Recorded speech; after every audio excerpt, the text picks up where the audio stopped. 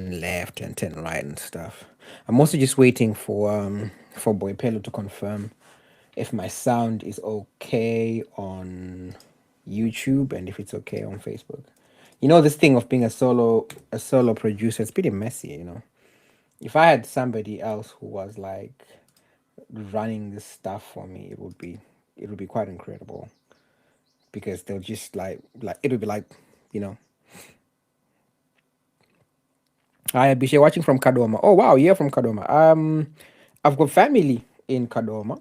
So my older brother, his name was Uebert Manyoa. He had a football team in Kadoma. He passed away a couple of years ago. But yeah, I've got a couple of daughters in Kadoma. You can hear an echo. Okay. Just give me a moment to sort that out. Thank you for letting me know, CID Mtorashanga, that there is an echo. So let me sort that out for you. Let me just make sure. Football. Oh yeah, you know Mercy. Yeah, Mercy Manu is my daughter. She is my daughter. Messi is my daughter. Just give me a sec to just check with Boy Pello. Yeah, she was meant to give me the heads up straight away, but she hasn't done that. So I'm gonna have to call her. Just checking to make guys, if you can hear me correctly, just let me know so that I know that the sound is okay. This whole thing of knowing about sound is wild. It's difficult. But the thing is, when I look here, I can certainly see. Hey Tindo, Tindo is joined in from YouTube. Tindo, how's my sound? Can you hear my sound okay over there on YouTube? Can you hear my sound okay? Someone on TikTok said they can hear an echo. I need to check that. So I'd like to. Let me just do this. This would make it easier. Right.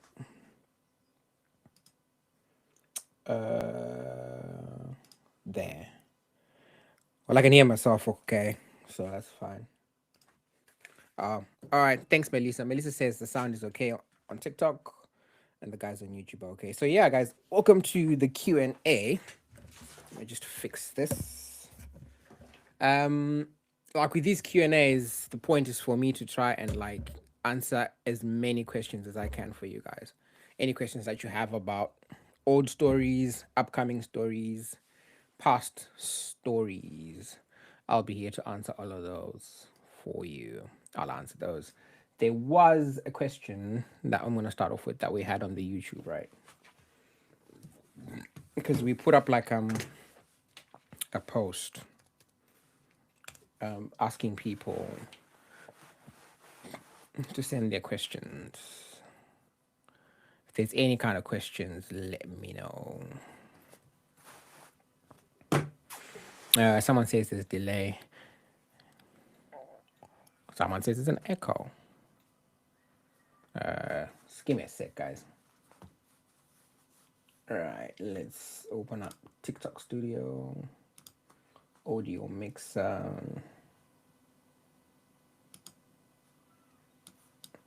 And does that work? This should remove the echo. Yeah. Yeah, so the TikTok guys, I think I figured it out. There was only an echo on TikTok, wasn't there? It was because the live studio had a double speaker. That should be sorted now. Yeah. Thanks, all guys. In fact, let me just delete that aggregate output. Yeah, and mute that. Okay, so that should be fine. Thanks a lot, guys. Hi, Zazuru Rockstar. How are you doing, man? I love your work, bro. Your creativity is on point. I completely love it. So I did not check if we have any of the guys on Facebook, but they usually don't ask questions on Facebook, so I wouldn't be surprised if there's none. But we'll start on YouTube. There was a question.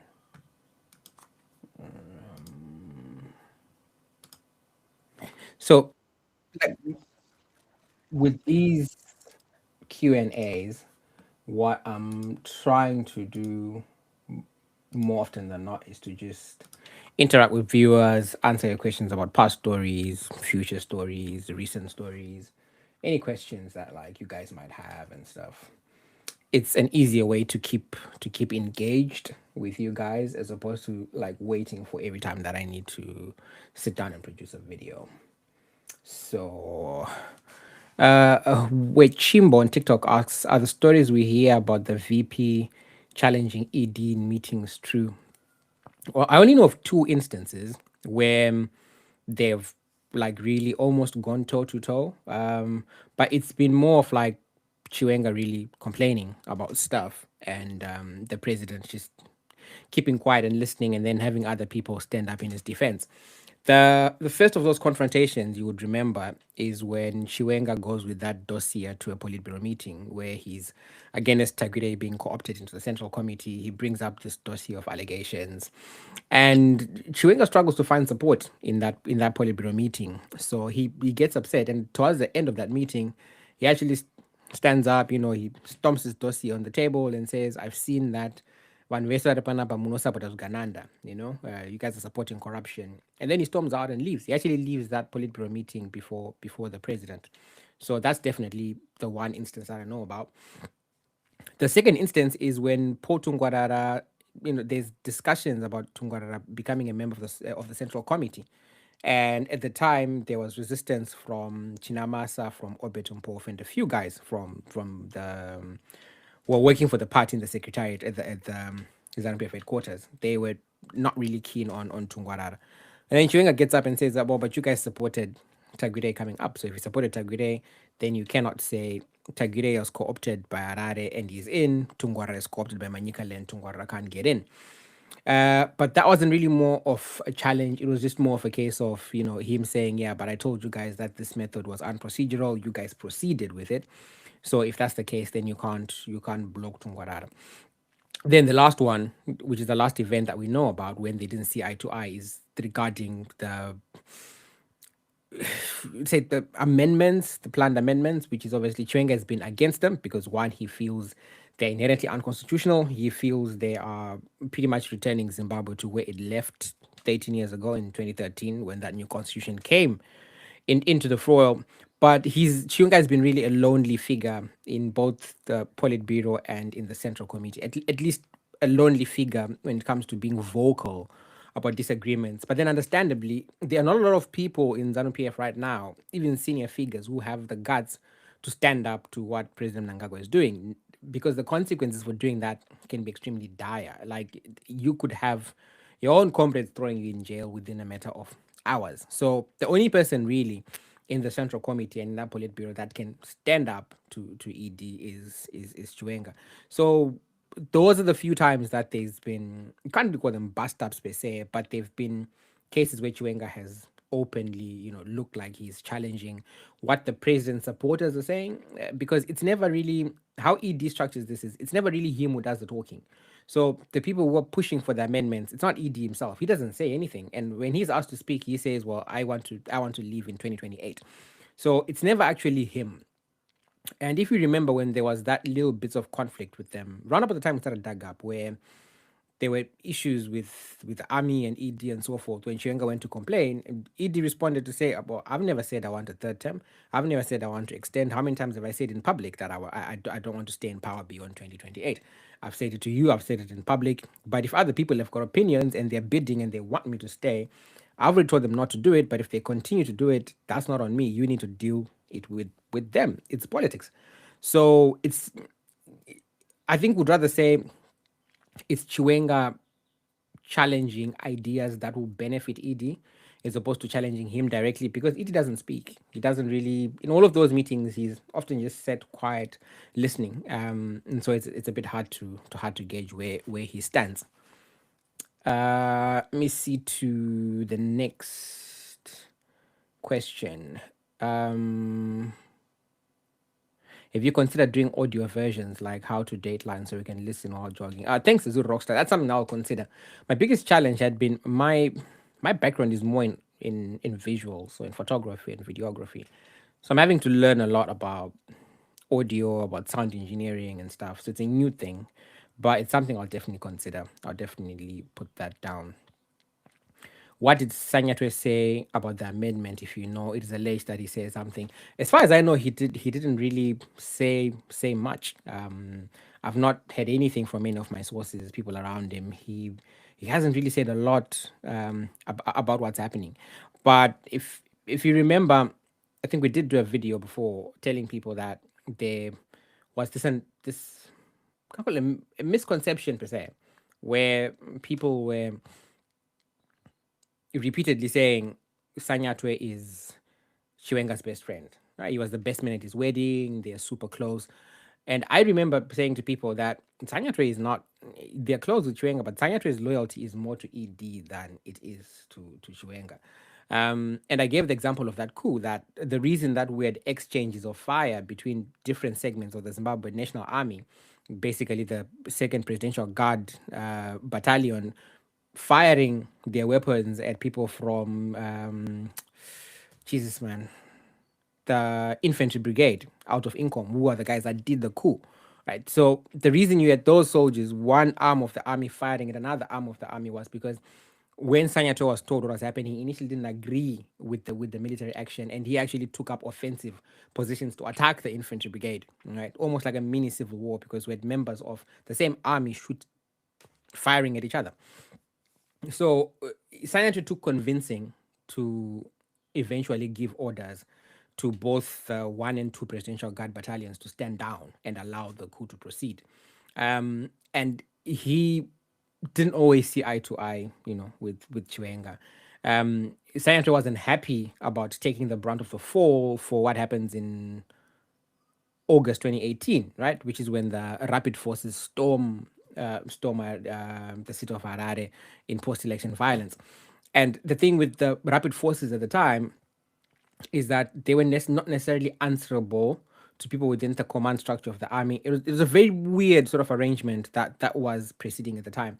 But if you recall, there's a time when General Valerius Banda says at the Commission of Inquiry, the people that fired guns that day, they were not members of the Zimbabwe Defense Forces. And I think one of the commissioner asked him that, well, they had helicopters, they were wearing camouflage. So what do you mean that men in camouflage and helicopters were not members of the Zimbabwe National Army?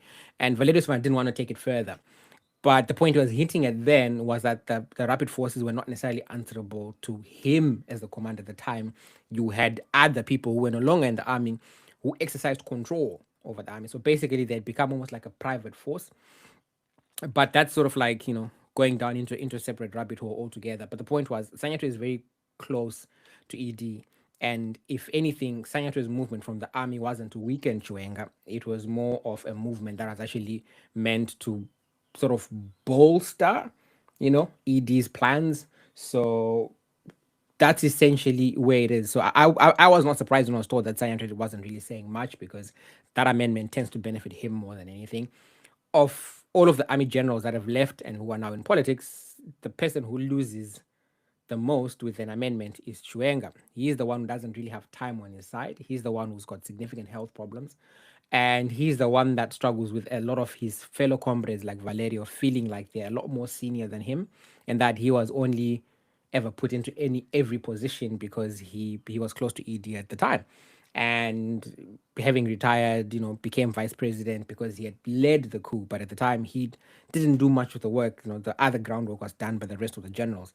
So that's at least what I've been told. But I'll dig for you and try and find out if there's been anything. Gore says, I don't even know none of these Zanu PF people. Yeah, you'll get to know them in time. But I'll be shocked that you don't know Uebert Angel and Patrick Chinamas. Those guys were in cabinet for like 2 decades. Says Zulu Rockstar, are the stories about Uebert Angel true? Explain which stories. There was a story going on that he fled Zimbabwe. That's not true. I've answered that in a couple of live videos. Uebert Angel returned from Malawi the Sunday after Bushidi's birthday. And he was in Zimbabwe through and through on Monday. The Monday that the stories came out is the same Monday that he was meeting the president. He was one of the last people to leave Munumtapa. On that particular Monday, President Mnangagwa tends to work from State House, right? Mugabe used to work from Munumtapa buildings, but Mnangagwa works from State House almost all the time. He rarely goes to Munumtapa. But on that day, Mnangagwa worked from his Munumtapa offices, and Uebert Angel was one of the last people to see him. And he's been in Zimbabwe since. I said that on a stream like this one at the time. And he's continued to be in Zim till today. I don't know his whereabouts today. I don't know his whereabouts yesterday. I didn't really check. But he's been in Zimbabwe the whole time. So that's the story that I know, that they said it fled, he didn't flee, it's a hoax. There is a story going around about a docket that was opened. My understanding from speaking to people in the police, that docket is for unwanted touching. I can't really use that other word on a TikTok live stream, but it's for that. It's not for grape. Um, there is really nothing else. I know there's a lot of tension. I saw some post on Saturday or Sunday about the tension between Tungwarara and Uebert Angel, and again, that's normal. That's been the case for a very long time. I think when Angel did that video talking about presidential extensions, talking about corruption, it was taken to imply that he was going after Tungwarara, and Tungwarara then really began to feel like it was an attack on him.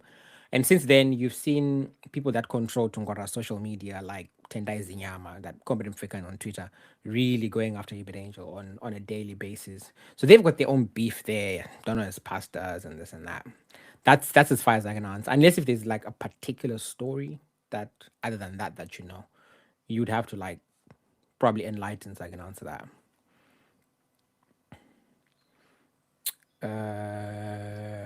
Did I miss any other question on TikTok? No.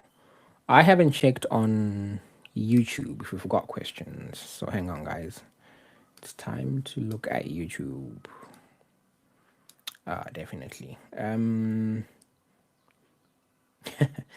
Fidelis says it's glad to see you back from heaven. Yeah, that stream was, that thing where I went to heaven, that was bad.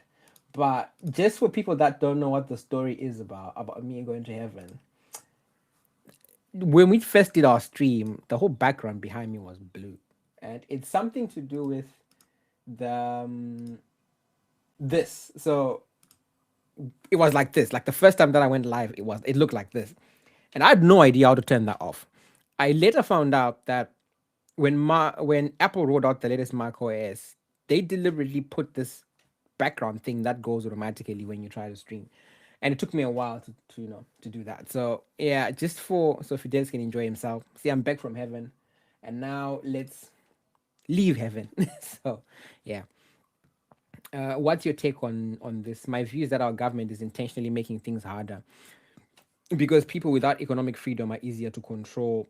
Do you think there's any truth to that? That's from Nelson Gwenyo on YouTube. I think our government intentionally makes things hard on people because they just don't care. I don't know if we can say people that are poor or that are not empowered economically are easier to control. And I say this because when you look at benevolent dictatorships, right? When you look at countries that have got no democracy whatsoever, but their citizens are relatively well off, those countries look like they tend to do well. They've got less uprisings, they've got less chaos. So citizens from Saudi Arabia, from Dubai, from Qatar, they live under what are pretty autocratic systems of governance, but they seem to do pretty okay. They seem to do pretty well, and there is not a lot of complaints from them. So I actually think if Zanu PF ensured prosperity for a lot of people, I think they could actually stay in power longer because people don't really care who rules them, right? People don't really challenge the fact that the UK is a monarch. I understand it's a ceremonial monarch to some degree, but it's still a monarch and nobody really cares.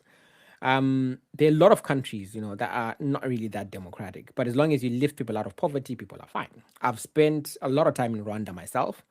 Paul Kagame is not a nice dude. It's a very strict country, and things can go pear shaped very quickly in Rwanda.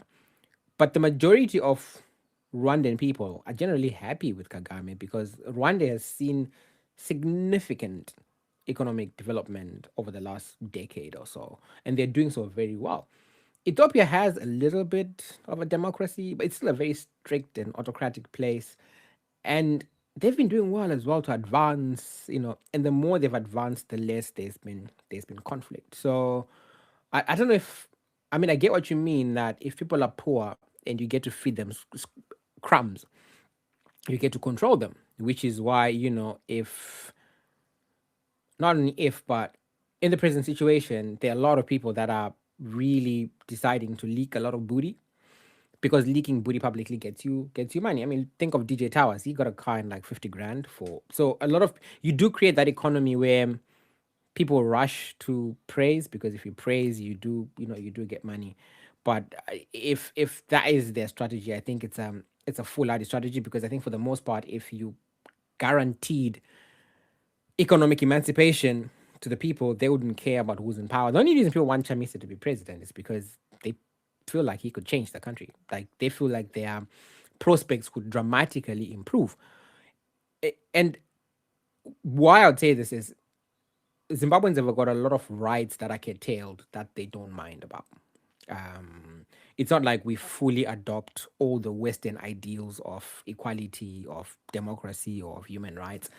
Um, People don't really mind if the police beat up a member of the LGBTQ community. They don't really care. They tell you it's not what we do in Zim.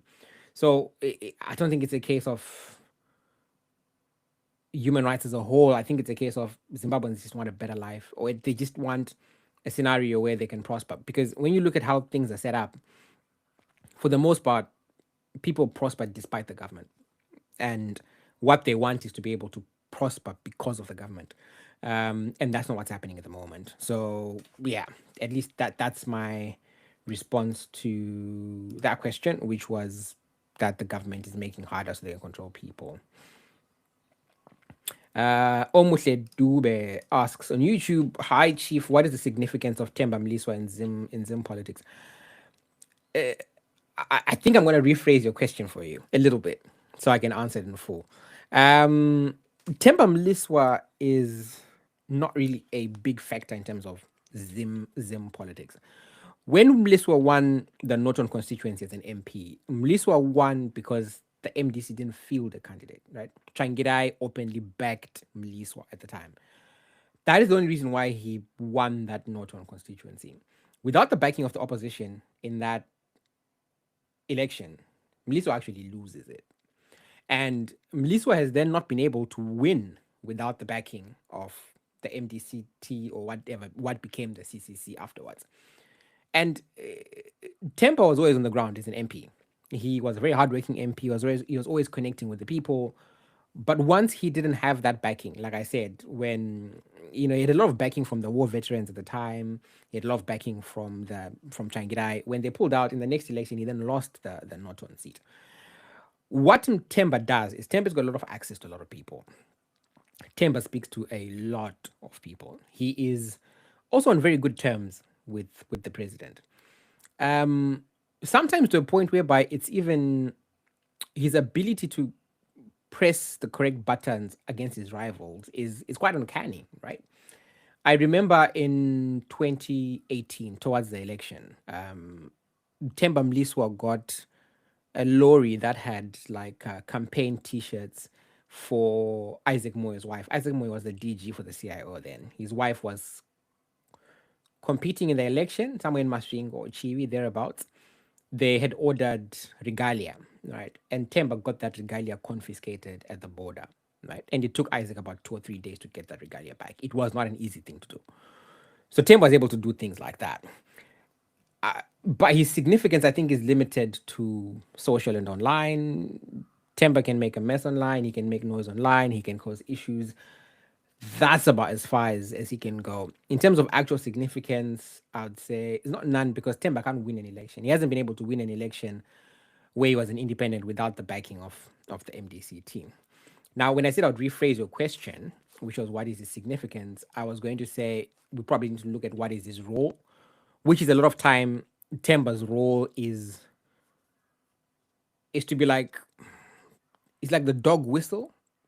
So when President Mnangagwa, for instance, wants to test a very absurd thing, oftentimes he uses Temba Mliswa as the gauge. So Temba Mliswa will come up with the most absurd things or the most absurd suggestions, and before long, you then hear the same suggestions coming from the president. That is his role. Temba Mliswa's role is also, like I said, we live in an era where licking booties does pay, and Temba tends to do a lot of that. I mean, you saw his persistent attacks on Chiwenga, and even recently on Chiwenga's wife, who is honestly just a woman of dignity who doesn't really. She's a strategist, I know, but can't really accuse of throwing mud at people or anything like that. And the Temba's been after her. So yeah. Me says, tell us about the Maduku recent saga. I saw the pictures that showed that Lavo Maduka had been beaten and people within his party had been beaten. The funny thing with that is when I first saw the images and saw the post, one of the first things I did is try to call people that I know from the police. And one of the first things they said was, "Nah, it wasn't us. It wasn't us." Um, but he was assaulted. People were assaulted. Um, it's not outside of the current government to do things like that. Uh, there is no doubt in my mind that the people who would have beaten Maduku, if he was beaten, would have been people who are doing so to impress President Mnangagwa. I know the police say they're not our members, but we do know that over the years that your people from the Zanu PF Youth Service, people from the Zanu PF Youth League, often wear police uniforms and go and beat up protesters and stuff.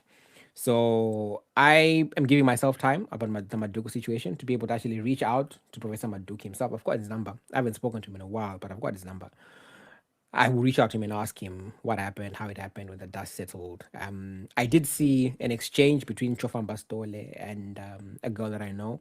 That girl had cussed out to say, yeah, but was Maduku really beaten and stuff? And I mean, I just read the exchange. I didn't really formulate an opinion out of it because I think when we cast doubt on survivors of political violence, at times we introduce dishonest debate into it. Obviously, it's not to say Professor Maduku is a very honest person. Mugabe used to say Maduku comes out, gets beaten, gets donor money. But to be fair, Professor Maduka has been very consistent with regards to defending the constitution, right? All throughout from the 2013 one to this one. He's one of the few people whose position is always been consistent and constant. So I don't see why Maduka would stage a beating. It doesn't benefit him in any kind of way. I think if anything, the guys who want that amendment to sail through feel like they've sent a message. Maybe they just can't own it at the moment, and they might in future. Okay, let me go to TikTok. Let's see if I've missed any other questions on TikTok, guys. What's your take on the Chatunga situation? He was in court, wasn't he? And he's now got an additional charge of contravening the Immigration Act. When we streamed about the Chatunga issue a couple of times here on Daga, one of the things that we wondered was if Grace Mugabe reaching out to Emerson Mnangagwa was going to have an influence on the case at the time and get Chatunga released. But that hasn't been the case. My understanding now is South Africa's response was this is clearly a legal matter, and we should let the matter play out in court. South African prosecutors that are handling the case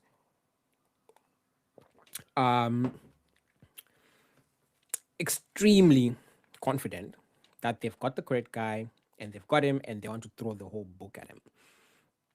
I haven't had any kind of evidence since our last live stream that the ANC are willing to help Chatunga. It looked like they were trying to.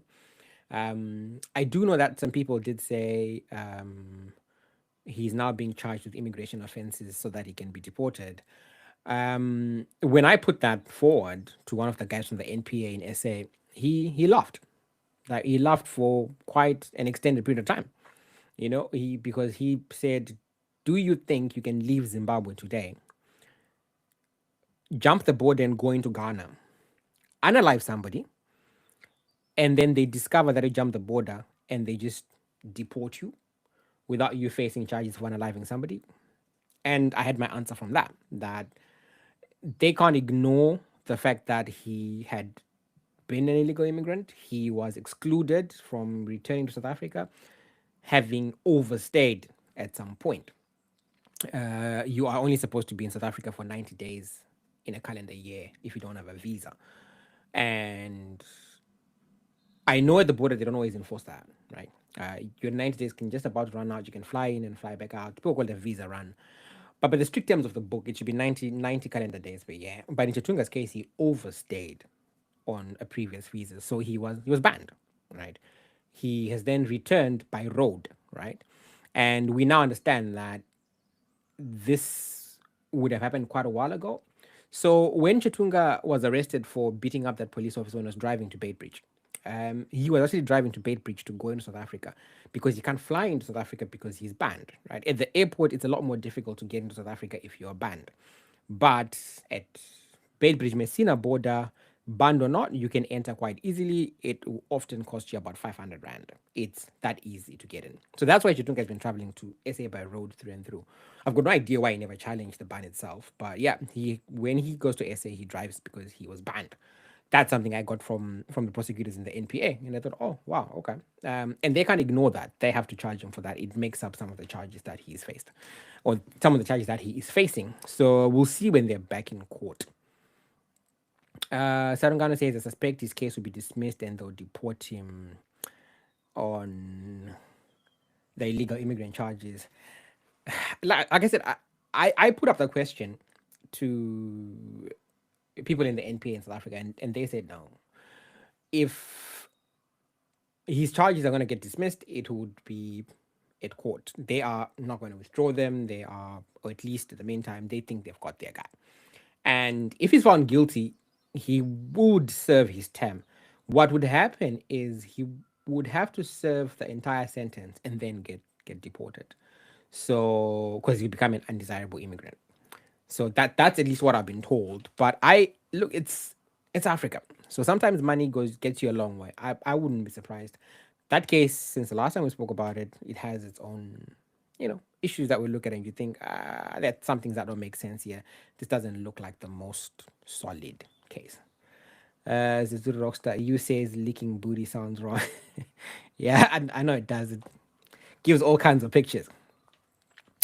Senor Sekita, let me finish these teams and come back. Definitely, we'll wait for you. Wait, but do you think 2030 will come through? Woof. That one's a bit tough, right? It's a bit tough. So I'm just checking if we're alive. Yeah. So that one's a bit tough because my head thinks 2030 is gonna go through because there are no barriers to it. Like there is nothing that anyone is doing that can stop it. And the only person who could stop it in Chiwenga seems severely incapacitated to deal with it. My heart, on the other hand, the folio of the heart, my heart says it might get stopped even at the last minute because in the past, like I think I've said it on every stream now where I've said, I used to be so convinced that Robert Mugabe would continue to be president even after he dies. And I was convinced because I had heard Grace say it. And at the time, it sounded so plausible that I had no hope. Like, I would just look at it and think, this guy's going to rule it for as long as he wants to rule. And when ED gets fired and Chiwenga is in China, everybody thinks G4 would have run away with it. But there's that last minute flip of the switch and Mugabe loses power. So it's very difficult for even people that don't agree with ED to go against him. I always say all of the provinces in Zanu PF endorsed Mugabe saking Mnangagwa in November of 2017. They endorsed that, right? They endorsed the statement that said he lacked dignity, he lacked probity and stuff. Albeit it's turned out true, everything that Simon Kayamo read, that he lacks dignity. But they supported that. 2 weeks later, they didn't support it. They overwhelmingly voted for him to become the new president. So, do I think it will happen? My head says yes, my heart says no. And unfortunately, because I don't have a crystal ball, it's very hard for me to predict. But looking on the balance, I've said on the balance of probabilities now, nothing short of a coup would stop what's happening now.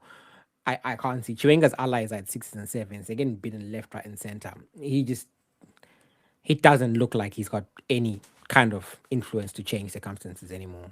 So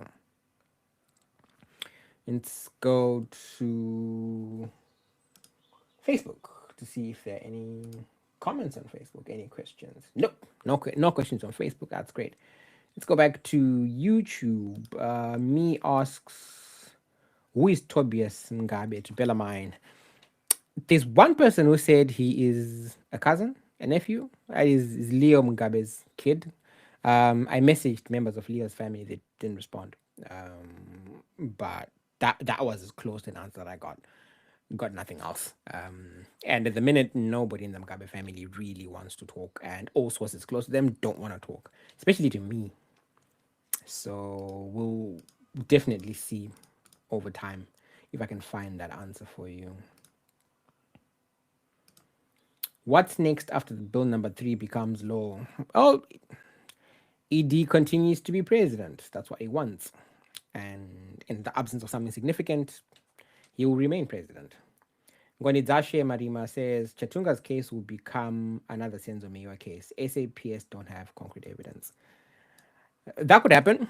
I think I've said it on every stream again that the SAPS are incredibly ineffective and inefficient when it comes to handling these cases. Their lack of seriousness, their lack of sharpness is just mind blowing. Like they continuously make mistake after mistake. It's wild. It's totally wild. Their handling of cases that are serious it's shocking. It's honestly shocking. So yeah. Nelson asks, what advice would you give to young people in Zimbabwe who are struggling to get started in life and are worried about the bleak future many feel they're facing? Whew, that's a tough one. It's a tough one because my advice would always be, if you can go to a place where your skills are valued and can be rewarded, do it. But at the same time, a part of me always says you can't persistently and in droves run away from home. At some point, the future of Zimbabwe has to be determined by Zimbabweans themselves. I mean, look, Zimbabwe's enemies are not aliens. Right? They're not even wild animals. They're not baboons or lions. Zimbabwe's enemies are other Zimbabweans. So the people that beat Love Momadugu are Zimbabweans, right? The people that abducted Itai Zamara are also Zimbabweans. The people pushing this 2030 thing, they're Zimbabweans as well. So it's Zimbabwe's biggest enemies is always going to be Zimbabweans. And maybe the best advice would be to just own your own destiny. The problem with, like I said, I'd want to say stay home, don't leave, migration is not an answer. The problem with that is people are going to say, well, you're not here, you left. And similarly, anytime there's any kind of resistance, the price is always life. So it's hard for me to say to a young person, stay at home and fight, because they will most likely pay the ultimate price. We saw what happened in Kenya over a long period of time with very minimal impact. So people don't solve problems by dying anymore. So there has to be a desire to do better. But if you look at it as in terms of your own personal circumstances, I'd say if you improve your own standing either via education or via skills, if you can leave, or stay at home and fight. But just always be mindful of what the price would be.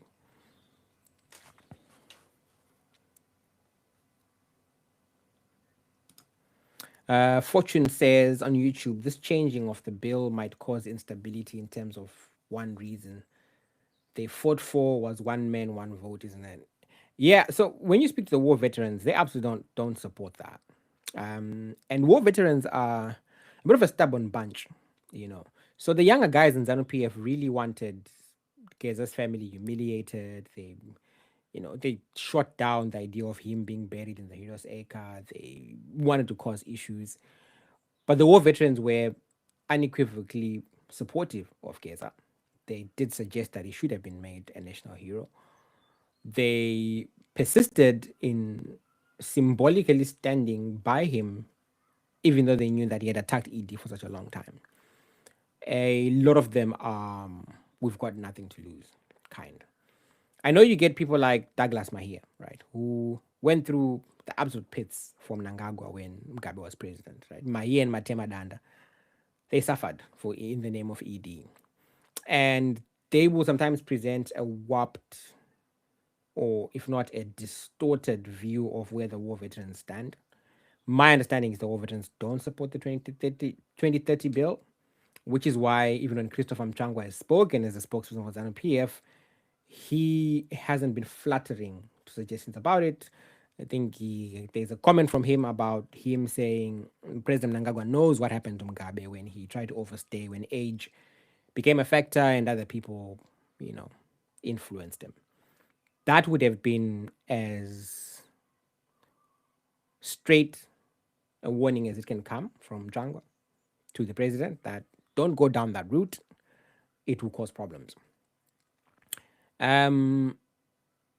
Where we say they went to war for one man, one vote, I think it can be complex because I'll have to relook it again.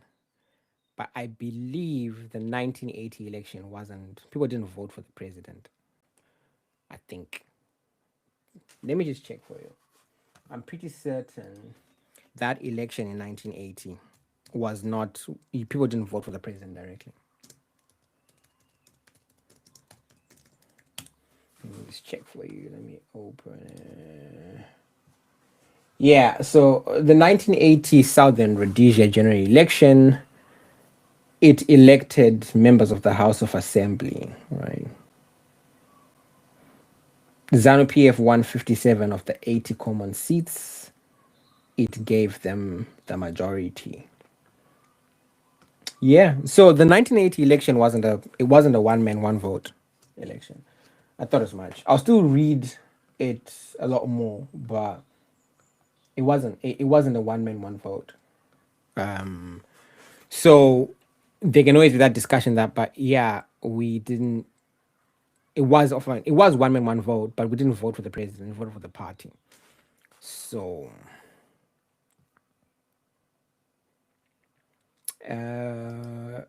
me asks, is it true that Chivayo was given a Kenyan passport by Ruto? Yeah, that is true. Kenya is like Zimbabwe to the degree that it's almost run like a cartel. So, like how in Zimbabwe we have this thing where you have like slave queens traveling on diplomatic passports to the point where South African immigration officials were concerned about the volume of people flying in per day with diplomatic passports.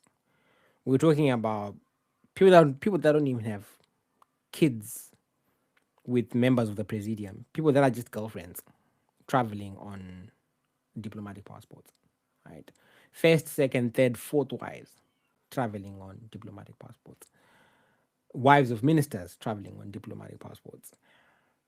So Zim does that with the diplomatic ones, and Kenya has been doing that a lot in terms of just giving people passports. So yeah, it is true. He did get it.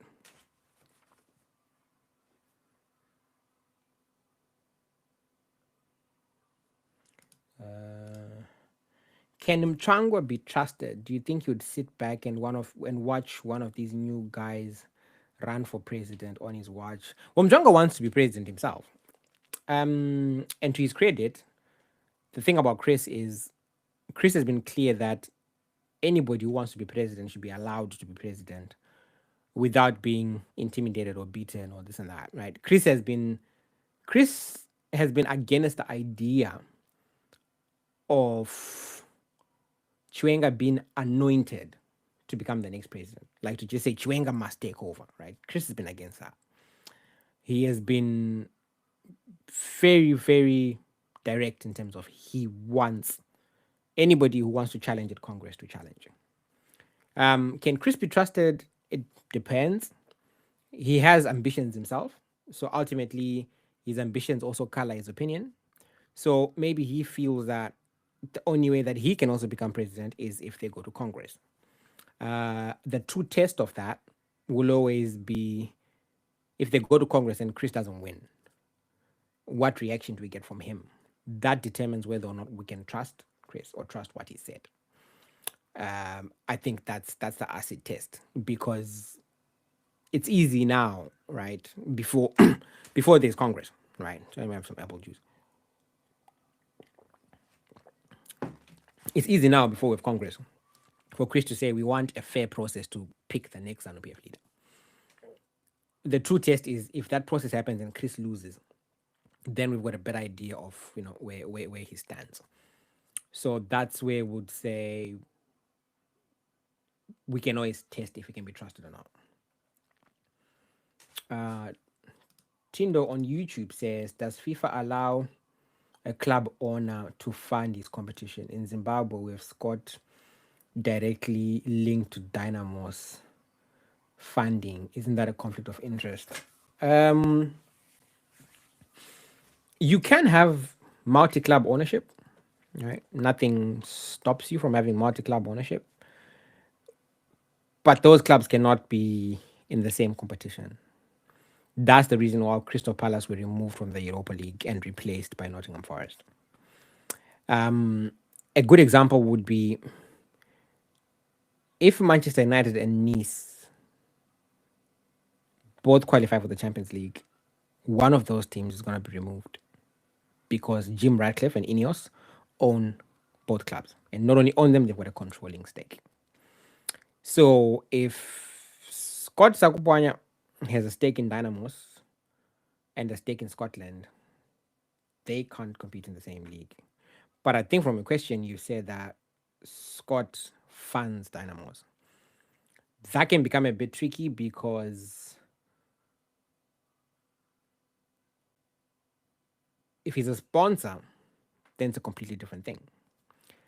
A sponsor can sponsor multiple teams, right? So you could have two teams that are sponsored by Net1. We used to have Caps United sponsored by Net1, was it? And then, but Econet was sponsoring the league or something like that. So it can happen. But I think where there is a conflict of interest and somewhere where FIFA should probably look at, and I'm not really a sports journalist, but what fascinates me is the rewards often offered to players or to other teams, and sometimes in competition with other teams. I think that introduces a gray area. I know that Nobile, the Zimbabwe president, rejected the gifts from Wicknell on grounds of potential violation of FIFA ethics. So it's something that I know they'll probably be looking at. But the whole thing with football is it's difficult. I mean, I love that there's now money in football in Zim because our best players are staying in Zim. And ultimately, when our best players don't leave Zimbabwe, the upcoming players get to compete with players at a significantly higher level. So that's ultimately a good thing. So instead of our best talent helping increase the quality of the South African league, we're having our best players competing against our players on the ground. So that's a good thing, at least in my view. But obviously there are questions about integrity and how it's being done. Trish Blessed, was the pew pew found? Nope. They still haven't found the pew pew in the Chatunga Mugabe case. They haven't found it at all. So yeah, that one remains an issue. So when I started, I'd said I was going to look at questions. So one of the questions that we had was, which wing of the Zimbabwe Defense Forces executed the coup?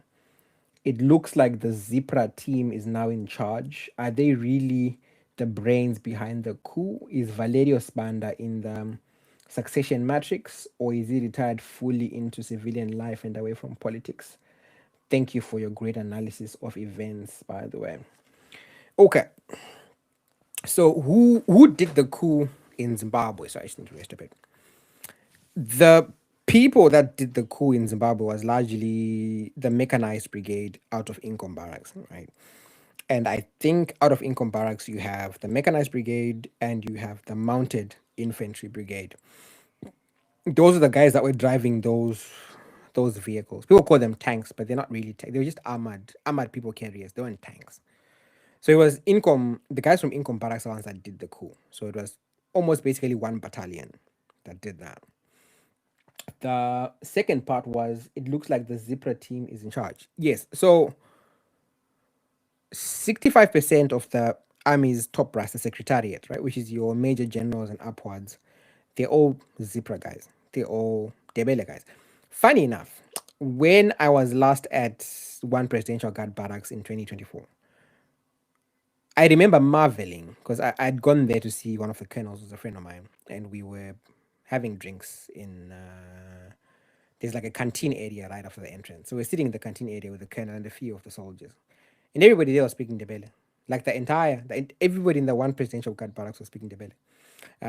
I can't really speak Debele. I can understand it fully. Get doba doba. So I always be, angikwazi ukukhuluma isindebele but ngiyadoba but I can hear. So I mean, I could hear, I could make conversation, I could speak my broken debele, and they're laughing at me that, Maynard, you sound like a child, and I sound like a 3-year-old even, because I have to think in Shona and then translate it over to Ndebele, but I can hear it because I grew up in the Shani. So everybody there was speaking Ndebele, and I realized then that almost all of the captains that were there were all Zebra guys. There's a few Zanla guys, yes, but there was like a lot of Zebra guys. So are the Zebra guys in charge? Yeah. But I think it doesn't really worry anyone with a Zanla connection, because something that Mugabe successfully did was he divorced Zapu from Zebra. So whilst if Zanu itself remained very close to its military wing, which is Zanla, in the case of Zebra, Mugabe really changed that. So a lot of Zebra guys are formerly Zebra, yes, but they are more Zanu in character and spirit than they're actually Zebra. Then the next part was, are they really the brains behind the coup? Yeah. Like I said, it's the Zebra guys. They form pretty much the bedrock of the army's military strategy. Everything to do with the army is mostly, or almost all the top guys are Zebra. So they were the brains behind the coup.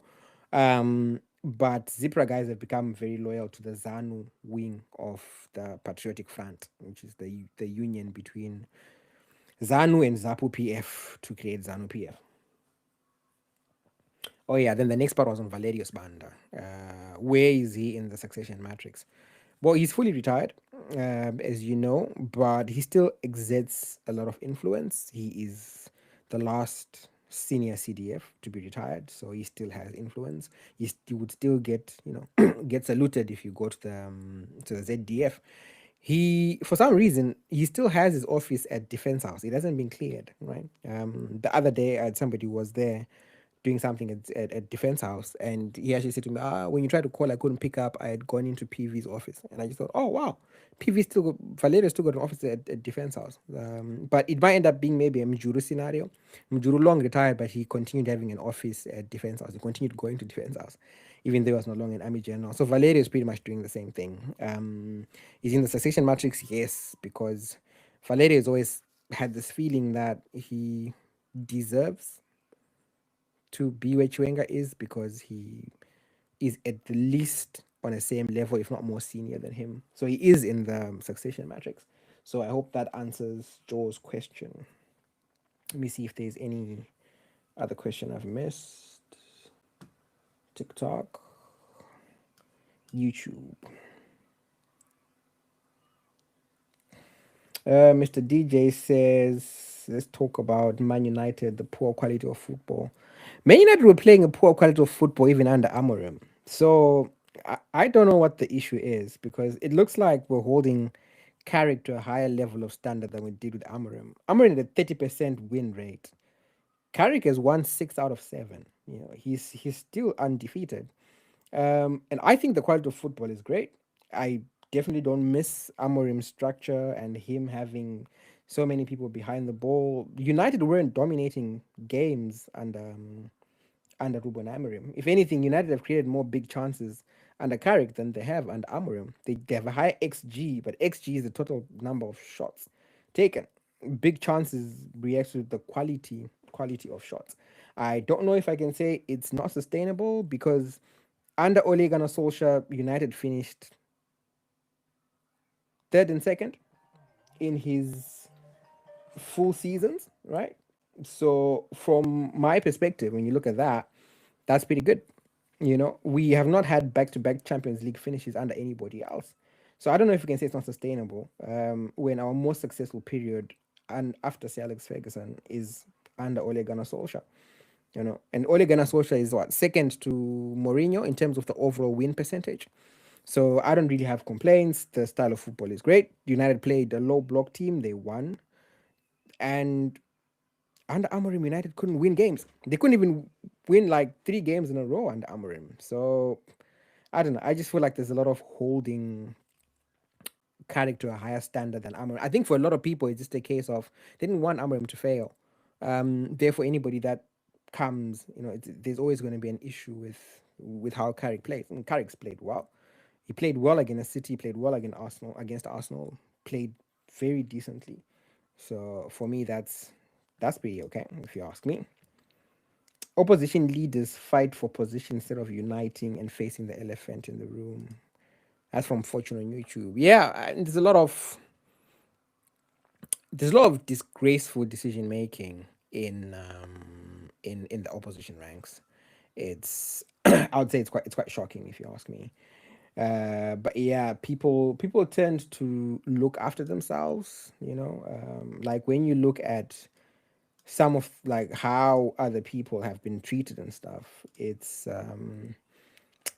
terrible. So I definitely agree that opposition guys, they are not really, they all are for themselves. That's something that that happens a lot with opposition. Just give me a sec, guys. Let me just message. My boss is looking for me here. Just give me a moment.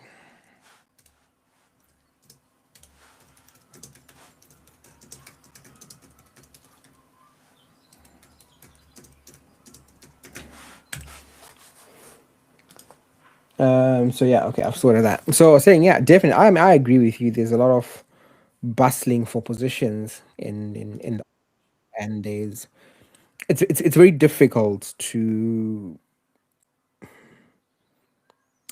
support them because there's no unit of purpose. There's no common purpose between all of the opposition parties, and there's a lot more drive to get positions.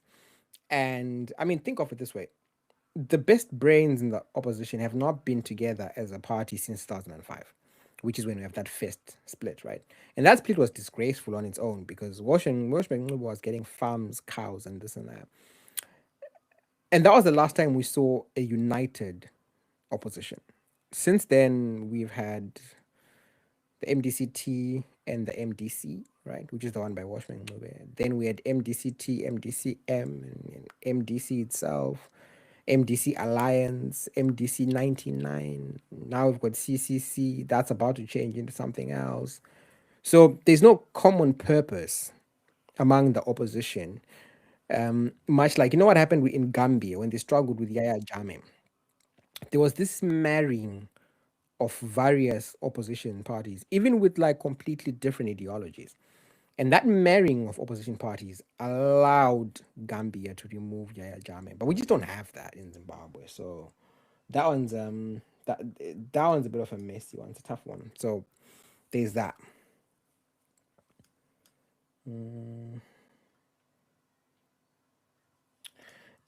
Mr. DJ says he was away. Yes, I did. I answered your question. I mean, I'll answer it again if you like. My answer was Amorim won 1 game in 3. He had a win percentage less than managers that got sacked at West Ham and all the other different clubs. And it's not true that it's not sustainable. Under Oli Solskjaer, United had back-to-back Champions League qualifications. The only time they've done that since Alex Ferguson left. Not even Ten Hag could master 2 back-to-back qualifications, you know, in the Champions League. Mourinho did it by having to win the Europa League in the other season. The most successful manager in terms of an entire stretch is Ole Gunnar Solskjaer, who played that version of counter-attacking football. So I don't agree that it's not sustainable at all. I'll even go as far as saying Manchester United are playing better now than they did under Amorim. They're creating more big chances and they're winning games. You have to win games of football. That's ultimately the important thing. Amorim was the snake oil salesman that talked about ideas and principles and this and that when his job was to win football games. He needed to win football games. The reason we're talking about style of play now is what Carrick's winning. Now we want more. Amorim couldn't even win games of football to begin with. So, nah. I think it's very sustainable. I think United are fine, and I think they will be fine. Our most successful period in United history has happened when we had Solskjaer. Carrick plays an almost same brand of football, and I'm okay with that. United need to persistently compete in the Champions League. That's what's important. So that's what I say when you're away. What's the latest with Pashon Java? Will he be returning to the US or is now local? Since rumors were the house and the cars were lilies. So with Pashon Java, there's a lot of attacks that he gets from people about that, but he wasn't necessarily a poor dude. He hustled himself, so he's not penniless like people are saying. I read him being like a shaker and this and that. I mean, he obviously went through a period where things were not as good as they had been in the past, but I think Pashon's fine. He was in Italy not long ago. I think he's okay. Let me try something fine that I don't usually do, but I'll see if he picks up. I'll ask him if he's still. Just wait a minute. Just give me a moment while I am.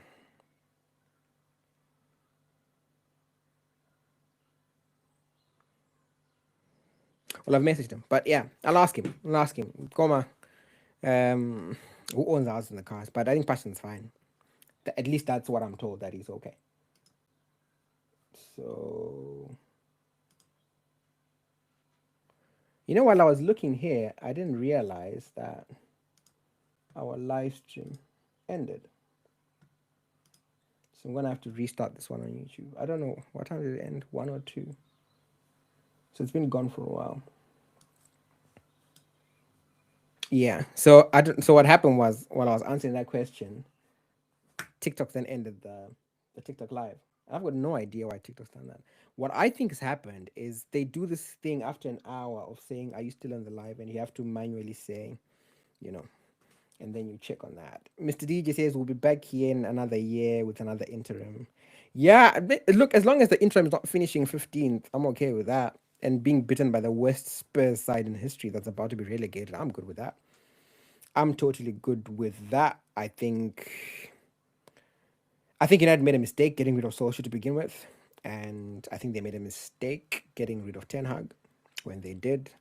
They should have gotten rid of him after the FA Cup final. But I'll wait for you. Mr. DJ says, manager bounce. Beautiful people. I don't know if you're watching the stats, man. Well, I really don't want to turn this into a United stream because I know a lot of people follow it for what happens on Daga. But United are playing better football under Amorim. Go and opt and see. The stats show that everything else is improved. So, and no, United can't start winning titles today. You have to get there slowly. But that's a team that was really bad under Amorim. 1 win. Carrick's got more wins, 6, than Amorim had in 6 months. Come on. Man United used to winning trophies. Man United didn't win a trophy for 6 years before Eric Ten Hag came. So I don't quite know what you mean. 2013 was 13 years ago, mate, when Ferguson left. So no, this is a different team. United are not a team that wins leagues. The supposed rift in Zanu PF, how real is that? Any chance of the rift in Zanu PF? Yeah, succession is always going to create a rift. Everybody wants to be president. So there is a rift in Zanu PF, that's for sure, if that's what you're asking. So just for TikTok viewers, I'm sorry about that. For some reason, the live was ended. I think because I didn't click the thing to say I'm still streaming. But TikTok things. But yeah, it was life that happened. Sorry about that, but we're back. Yeah. But look, the thing is with the Rift and Zanu PF, right? Is they're almost always going to be like a dagger's drawn, like always going to be a dagger's drawn. But they're not likely to go their separate ways. Just hold on a sec. Let me try something here. Could I not do that instead? Because I feel like the thing is like half of my face. I didn't like that. Is that better? Yeah, I think that could be better. So, yeah, like I said, they're always going to be a daggers drawn, but I don't think they'll go their separate ways because for them, power is just too irresistible. So they'll fight and fight in terms of who becomes the next president. But once there's a next president, ZANU PF goes back to factory settings because they're there to keep themselves in power. But look, I've always known that ZANU PF at some point will want to change that 2013 constitution. It was done following a unity government. So to be fair, they've always said that they conceded to a lot more things that they didn't want to concede to. Because ZANU PF's job, like what Jonathan Moyes said time and time again, is to keep itself in power. And ZANU PF doesn't want to reform itself out of power. So they've always wanted to change that constitution. It's just that they didn't get time. Had the coup not happened and Mugabe still been president in 2018, they would have amended the constitution. That was the plan. So we're only seeing a continuation of a plan that they had in 2013. They never intended to keep to the terms of that agreement of that constitution because it's a constitution that was heavily influenced by an opposition perspective. So Nelson Gwenya, that's a good question. So Nelson on YouTube says, from your perspective, having lived in multiple countries, do you think Zimbabweans are less united than people in other places? Yeah, and I'll explain why. So I was at an event on Sunday where Nigerians in the UK, their football team was playing against Ghanaians in the UK. That event was attended by like 2,000 people. There is so much unity of purpose across Nigerians, the diaspora community, than you find in Zimbabwe. And I've got a funny story there. There's a time when Revolut Bank was giving you £80 if you refer a friend to Revolut. And the people that made the most money from that referral scheme were the people that were Nigerians. The Zimbabweans didn't do it. And that's something that you find across the divide. When I go to a club to shoot football, if there is one Nigerian steward, you're guaranteed that in no time, the next time you go back, all of the stewards will be Nigerian. They plug each other with opportunities. They plug each other with everything you can think of, right? So there, I give it to them. Another thing, just generally, is my mates that are either Ghanaian or Senegalese, or a lot of them from like Kurdish, so that area around Turkey, Syria. You see 100 of them. One gets an opportunity, they give it to 100 others. It hasn't been the same for me. I've never really had an opportunity because I knew somebody who was from Zim. I mean, you get people like Dr. Gift Mawire, if you know him, right, who really tries to bring Zimbabweans together and stuff. But in most cases, no, Zimbabweans are not as united as the people I've met from other diaspora communities. And you can also see a reflection of that in the politics, in the social cohesion. Anytime anyone gets famous or they've done something nice, I can guarantee you we will not reach the end of the week before some scandalous article about them trends. Like we love a fallen hero. We'll stop at nothing. We'll even create stuff, right?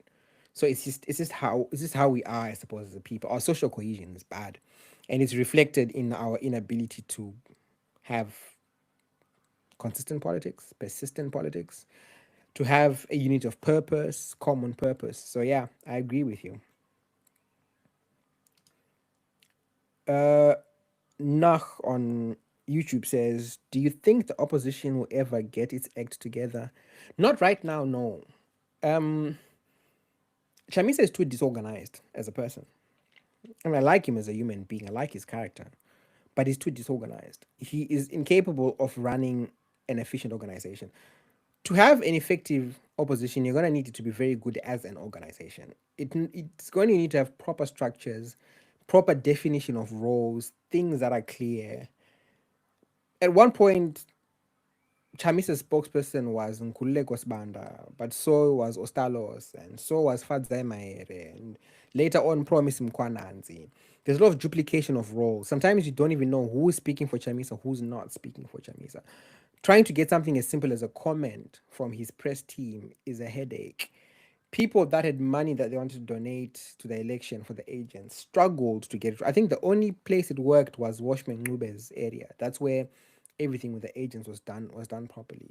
I've spoken before about how in Goromonzi West, CCC election agents didn't even have food.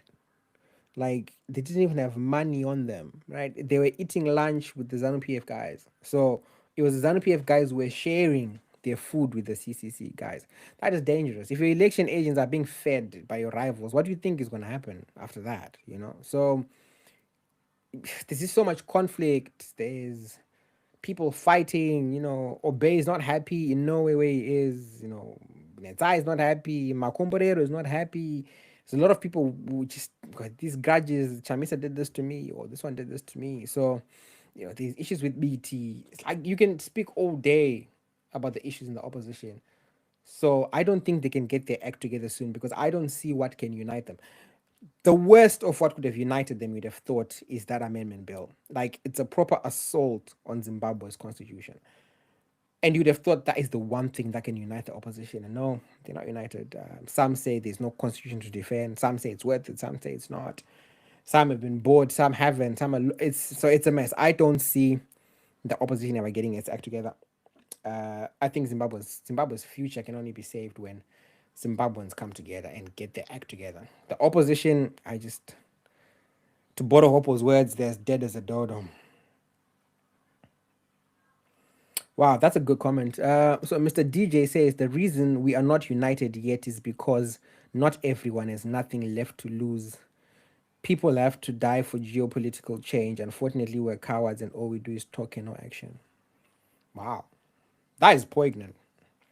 Especially the part where he says not everyone has nothing left to lose. I think it mirrors what I said earlier when I said Zimbabwe's biggest enemies is Zimbabweans. The people that mean if I went back home today, right? I've committed no crime except journalism. But if I went home today, given what I've done with Dagab over the last year or so, I will be arrested and bad things will happen to me when I arrive for doing nothing except shedding a light. Like basic investigations about corruption, about theft, about fake degrees, that on its own. The people that would probably try to take my life are Zimbabweans. So, and those Zimbabweans doing it are okay, right? The people driving Range Rovers, Lamborghinis, Bugattis, Teslas, they are people benefiting from the corrupt system who feel they've got nothing to lose and who want the system to continue. There are people that want ED to remain president. They're willing to die for that because if ED is removed, by God, they will lose a lot of things. So they don't want ED to go anywhere. And this is how it is. So yeah, so that's why there's no change or unity in Zimbabwe. Like what Mr. DJ said, because not everyone is in a position where there's nothing left to lose. Because I think when people now have nothing left to lose, you actually tend to see a lot more action. But right now, it's not need because people feel like, well, there's nothing, still got nothing left to lose. So let me just, I forgot to send this in the dug up group. So just a sec, guys. I wanna send this.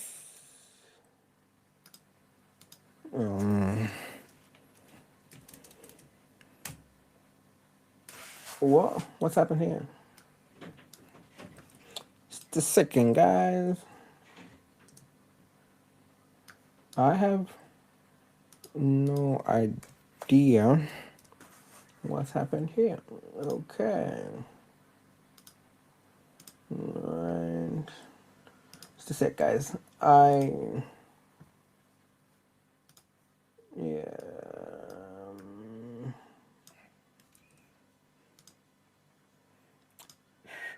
If you've got other questions, guys, definitely just send them my way. Send them my way.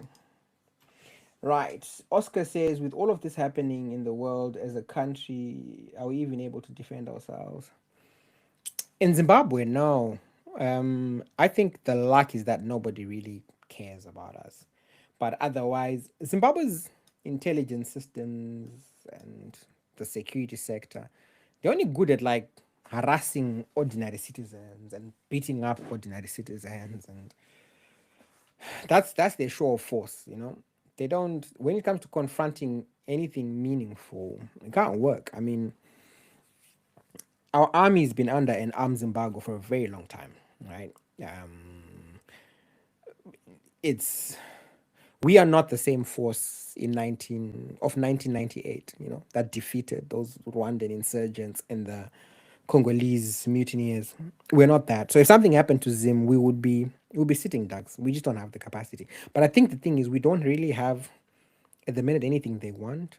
So it's one of those where nobody really cares about Zim. We are a pebble in the ocean. So, but otherwise, no, we can't defend ourselves.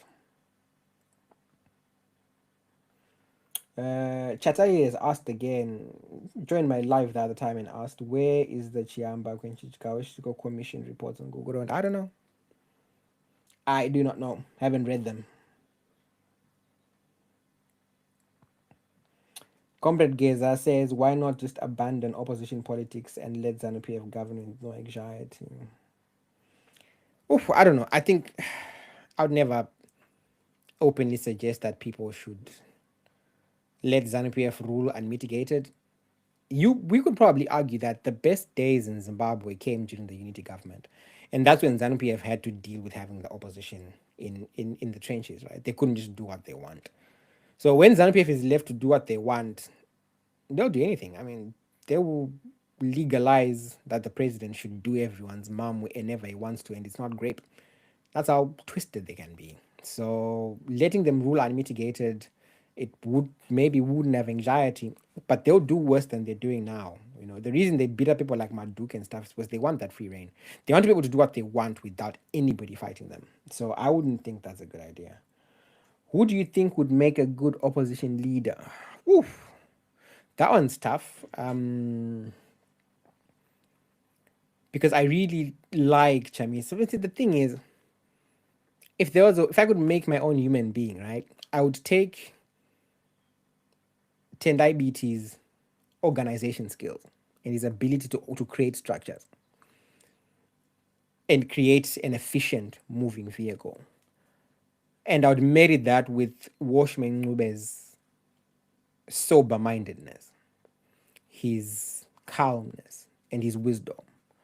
And I'd marry that with Chamisa's charisma, because he fits everything else. But the problem is, all those three things that I say would make the perfect leader exist in three different people, and those three people cannot see eye to eye.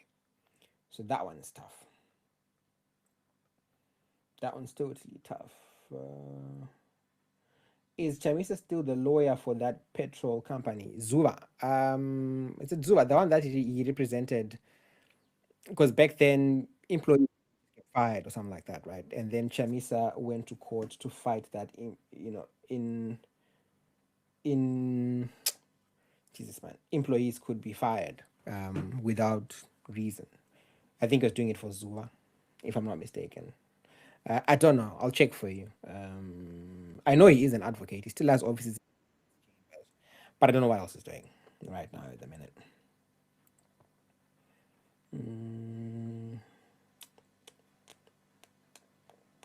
Just checking if there's any other comments. Do you think they'll succeed postponing elections to 2030? Who is opposing 2030? Who is opposing 2030? Chiwenga. At the minute, it's Chiwenga alone. There's nobody else in Zanu PF who has the guts, who has the bold to go up against ED. And with good reason, huh? Because the consequences for going against ED can be really, really bad. So nobody else has got the guts to go against ED. So right now it's only Chamisa who's doing it. Will they succeed? Right now I don't see anything that can stop them. I've seen no evidence that Chiwenga is planning anything or that he's going to do anything. So at the minute, I really feel like this this looks like fait accompli. Like it's all done. I can't see how else this can be stopped.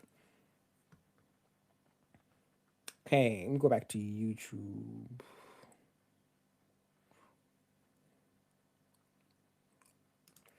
Fab Johnson. So the Mebo Chinomona story just died like that, no follow up. So it's not just the Mebo Chinomona story. My guy has fake degree.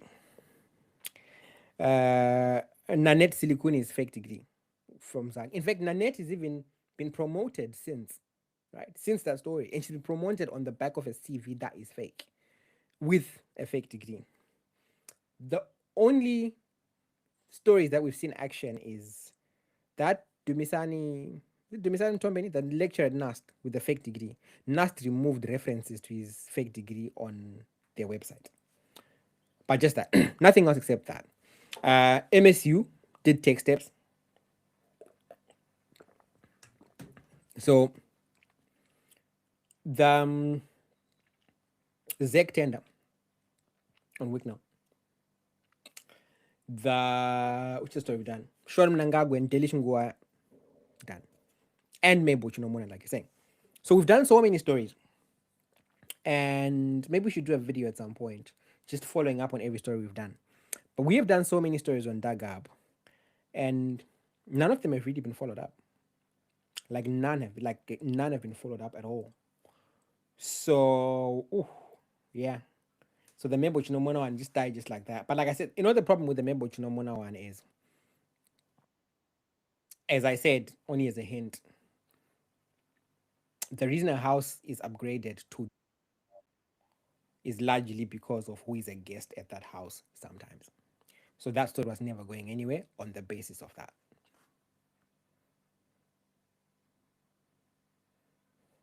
Nak says Hopo. I really not like Nak's submissions. I don't know if it's Nak or New.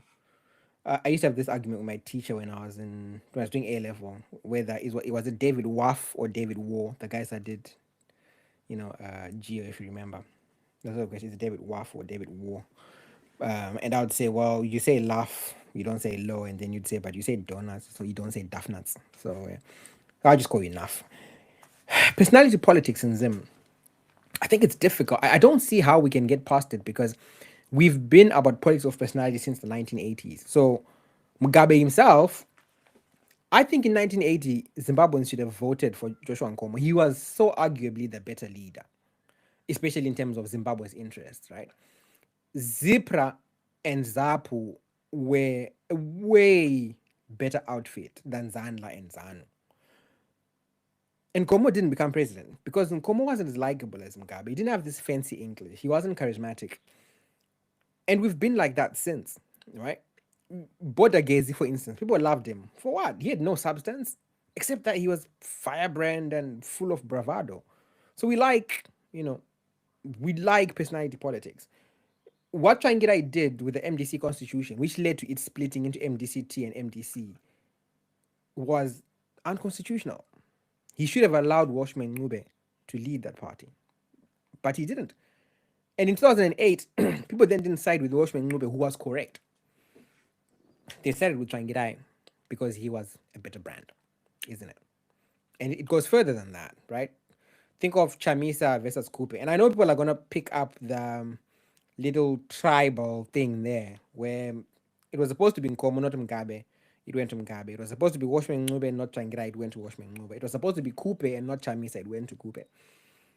So there could be a tribal element to that because three can't be a coincidence. But the important thing is all of those other leaders had charisma that their adversaries didn't. So I don't see Zimbabwe ever rising above the politics of personality. I just can't see it.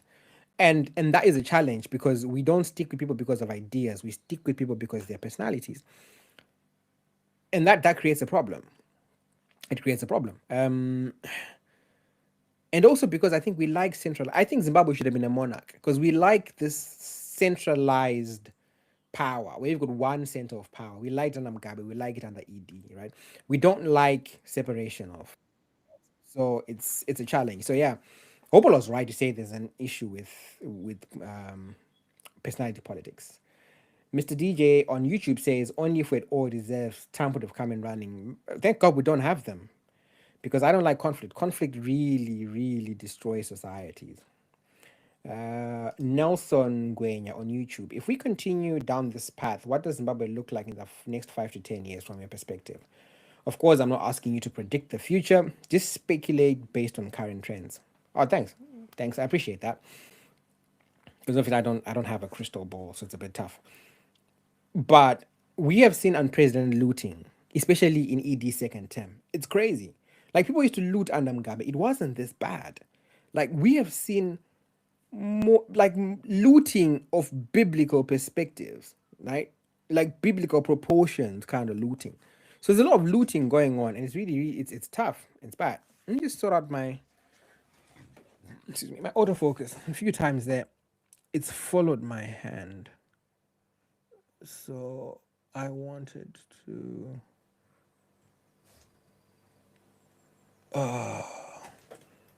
Right. Did that fix it? Yeah. Sorry, guys. My every time I lifted my hand, my autofocus was being funny. So yeah, that's fine. Don't do that, Sonny. I say good things about you. Don't do that. So yeah, so I think the looting is unimaginable. And obviously what concerns me is there was looting under Mugabe, but there was some dignity in the office of the president. And under ED Makorokoza, street women go and enter the president's office. Come on. Like there's no dignity to the office anymore. Like even thieves take pictures with him. I mean, Mugabe, that one infamous story where his ministers were convinced that there was some diesel coming out of a rock, right? By that traditional healer. I can count 10 similar things under ED. Like ED met that scammer, Max Chikumbut or something like that. And they marketed that car, that self-charging cars, that the car that charges with radio waves. That was supposedly being done in China and this and that, and the Zimbabwean inventor had done it. And that car is like a cherry-made car, and it does charge. So the way that ED gets fooled by simple things, the trajectory would not be good. It would really not be good. So if you're asking me where will Zimbabwe be in 10 years, I think Zimbabwe could be really bad. I think we could be as bad as Sudan. The mountain that Chibayo stays, is it true that it used to be Chiwuri's or he just took it away? Yeah, I know he stays in what was Chiwuri's house, but I don't know the circumstances under which he got it though. But it is the one that Chiwuri used to stay in. Was it Gletwin? What a funny name of sorts. Starts with a G. That is close to Chiawasha Hills there. If constitutional changes are technically lawful but widely opposed by citizens and civil society, does the legality alone guarantee legitimacy? I will have to ask a constitutional lawyer. That question is way too technical for a journalist. But I would think if they're technically lawful, then they would be legal, so they would be legitimate. But the problem sometimes with legitimacy is it's always conferred by how the masses accept it. I'll give you a good example of Malawi. When Chakwera became president, right? It was off a rerun, and that rerun mirrored the first contested results, where Mutharika had just about 30% or something, Chakwera had about 30%, and then Chilima had slightly less than them, right? It was so like 1 point something million, 1 point something million, and like 1 million. And that was contested. And till today, I think everybody agrees that that election was contested because people in the urban area started protesting. But Ntarika had won that election, right? Regardless of the small irregularities, he had won it. And the rerun simply mirrored the same results as the first election, except that Chilima had now become an alliance with Chakwera. So their votes combined and they whooped Mtarika. But Ntarika had been viewed as illegitimate, even though the election results from the first and the second were almost exactly the same. That was a case where it became legitimacy was conferred by the public because they accepted Chakwera's victory and they wouldn't accept Mutharika's victory, even though he had so clearly won. So I think anything can be technically lawful, but if people can't accept it, it's gonna struggle to be legitimate. So that's my view on that one. Oscar Chimombo, where is Wigner's money coming from? That's $1 million question. If we answer that, it will be the game in town. What legal mechanisms protect citizens and businesses from losses during currency transitions like the shift to ZIG? You can't say our money is strong yet it doesn't buy fuel. Well, our currency has always been the government's easiest way to really loot.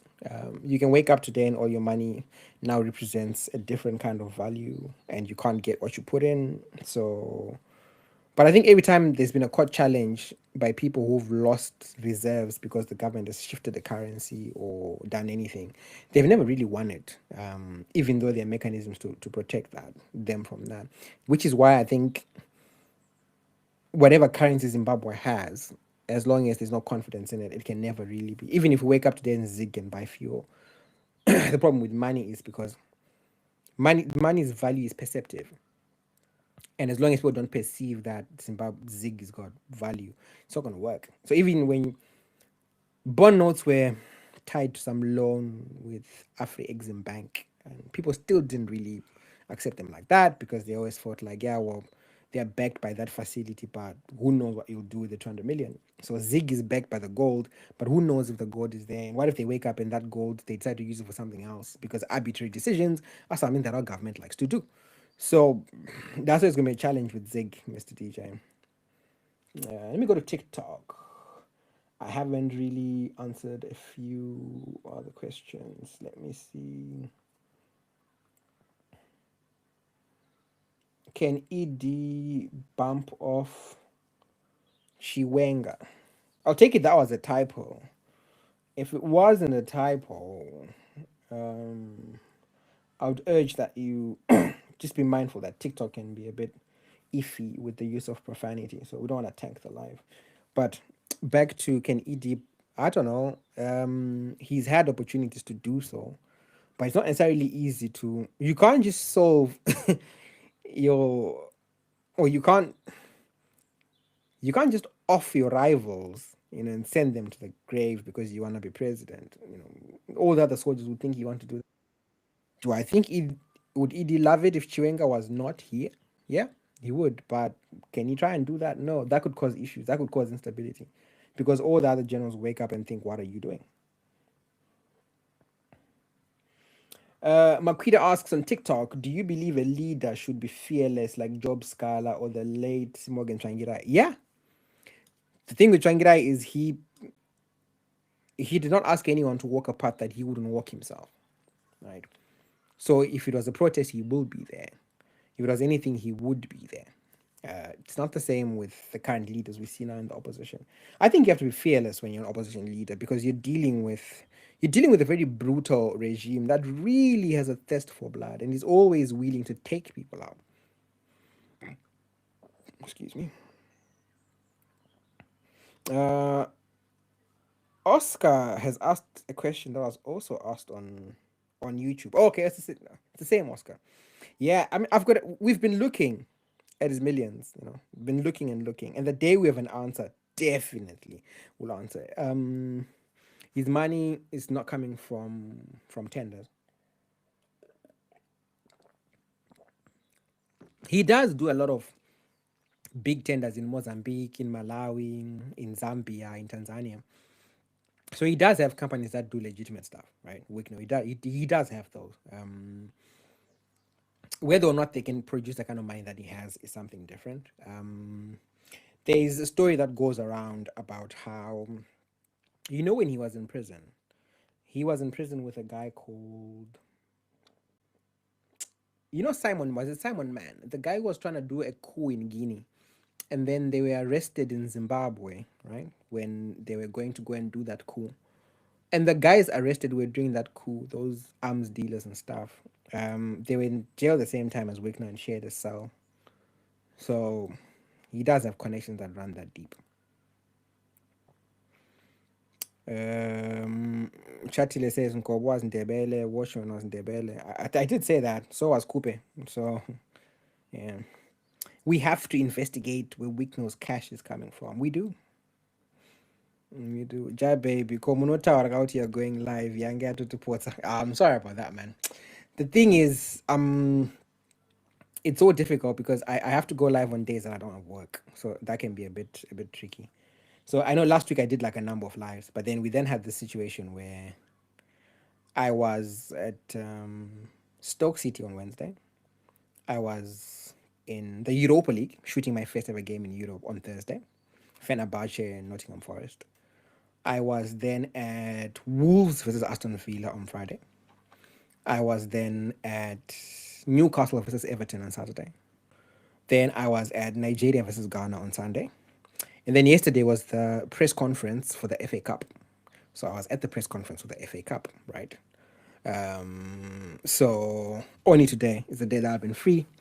And so it was, I wasn't sure because I had a doctor's appointment this morning, right, for bowel cancer screening, because of some issue that I've been having for a while. So that was supposed to be today. That's then not happened today, and it's now been moved to tomorrow because one of those samples came back with a result. So that's how I was then able to go live. So I really should warn people, but like I said, what I'm trying to do is anytime that I get, I'm gonna stream. And then when I can't stream or when I've got like an extended period, like between Wednesday and Friday. So doctor's appointment Wednesday, oncologist on Thursday. Then Friday I'm not doing anything, so I can try and budget that time for a video. Then Saturday FA Cup, and so on. So yeah, but I should have warned you guys, but I'll definitely try. Ralph says through tenders. Yeah, Wicknow does a lot of tender. He does do a lot of legitimate businesses. I'm telling you, he's got contracts in places like Belarus. He has won tenders in places like Turkey. He does have legitimate companies that do a lot of, that get a lot of contracts via procurement for governments around the world. So he does have that. But like I said, his millions are difficult to trace, but he does have legitimate businesses for real. I'd be a hater if I started waking up and saying, nah, he's just stealing diamonds. He doesn't have businesses. He does have legitimate ones. Chacha says, yeah, Simon Man. Yeah, Man is the guy that shared a cell with Chivayo.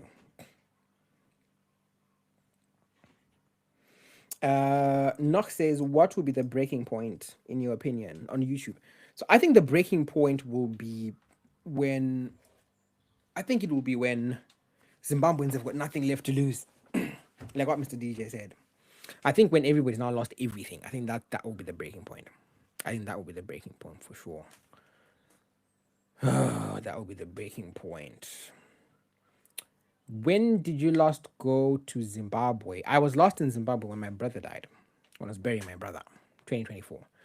That was the last time I left Zimbabwe.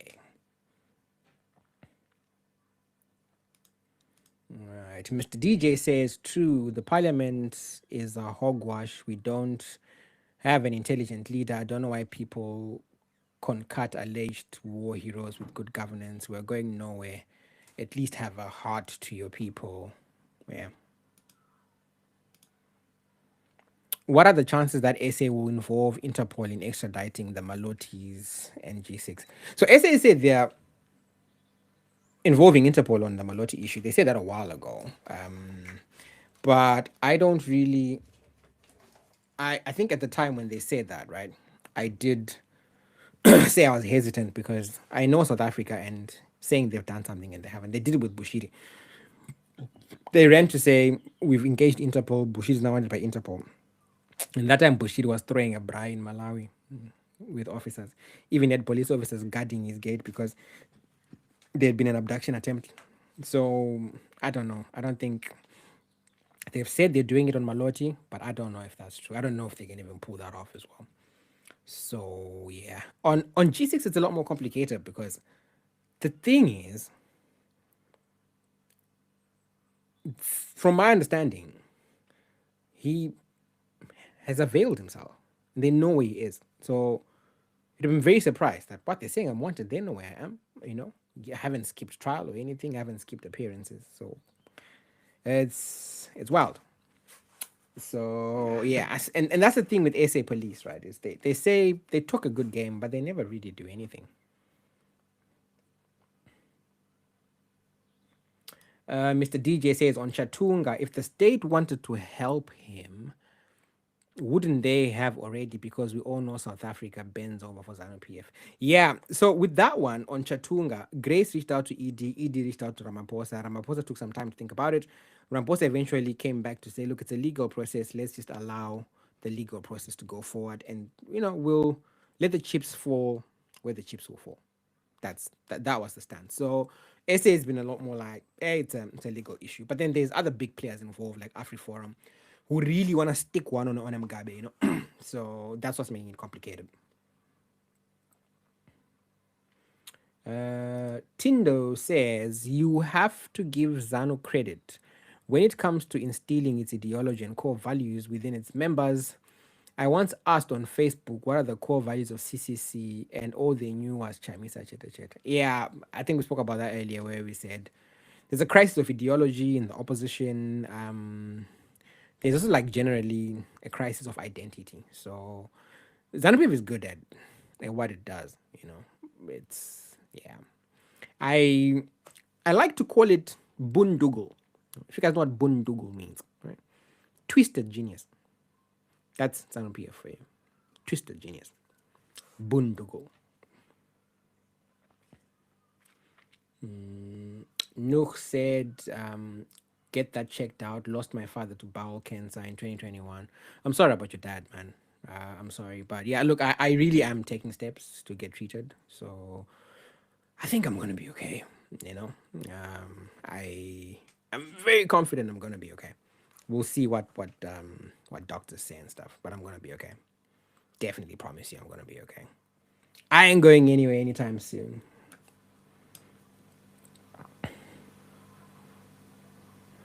Chatile says, wait, I'm gonna have to, because I can't see this. Yeah, okay, it's there. Still can't see. TikTok is wild. So Chatile says, breaking point will be when Americans say they're coming in Iran style. Don't you make ZANU PF people panic? That's the one thing they're afraid of. They're definitely afraid of. That's why the president didn't want to talk about Venezuela like that, because he knows what be sitting ducks. Chrissy says, I would rather we live this way than have war against ZANU, because there'll be more suffering and death. Yeah, I think it's more a case of what is better, to live on your knees or to die on your feet. It's the old age conundrum, isn't it? So I think it's one of those, it's either we die or we die. There's no, it's a rock and hard place. It's the devil in the deep blue sea. For somebody who goes out of their way to work, they become a vendor, they sell tomatoes, and they get harassed by council, police come for bribes, they get harassed by some vendor association, this and that. They try, remember that song, yeah, I think it was with Winky D, where he says, Nambozama, what, then police ndo bayandi sunga, and so forth, It's, for some people, they get to a point where they're like, look, there is nothing left I could do. I'm always mindful of the fact that I've been very privileged because of people like Uebert Angel and Bushiri, who helped me go back to school, get more skills and stuff. There's some people that didn't get that opportunity and can't. And were at a point where for them they've got like nothing to lose. But for as long as there are some of us that can leave, and there's some of us that can do something else, and there's some of us that benefit from the system, I think they can never be changed. Because there'll always be people that want it to continue, and there'll always be people where, I mean, after all, I'm in England, so I'm fine, Or after all, I'm in Canada, at least I can survive. So this is one of those. And I think I said earlier, I don't know if you had tuned in, but in the first segment of the live, I did say that there's always going to be that challenge that the price is always going to be life. And I can't, from a position of privilege, ever say to anyone, fight. Because I didn't stay for the fight. I left. So, let's see. Where does Charamba stand in all this? Because we heard he moves with the side of success. So, George Charamba is a very principled guy. He's a very principled guy. I have so much respect for the level of knowledge that he has. If you sit down with him to listen to him, if you speak to him, he's such a reservoir of knowledge. He is also a master tactician and a politician. And he's loved by all sides. Emerson Mnangagwa loves George Charamba. Robert Mugabe loved George Charamba. Chiwenga loves George Charamba. The soldiers love George Charamba. So he's been, like, very few people work with or meet George and have a problem with him. So sometimes it looks like George is on the side of success because he doesn't have enemies. Because if ED remains president, George is fine because he's got a great relationship with him. And ED thinks George is very useful. If Chiwenga wins, he will not get rid of George because he believes George is very useful. He's got incredible institutional memory. He's worked in there for a long time. He is a genuinely humble and noble guy. Very humble and noble. So that's where sometimes it's hard to tell where he stands because George is on good books with everybody. And that is a very unique skill to have because even I'm not friend. I don't even get along with all of my kids, you know? George gets along with every politician. So if Chamisa comes in, he will probably keep George as his spokesperson. So that's the thing with Charamba. I don't know how he does it. You know? I don't know. I don't know what is it the Mofu thing that gets that done? But yeah, that's George for you.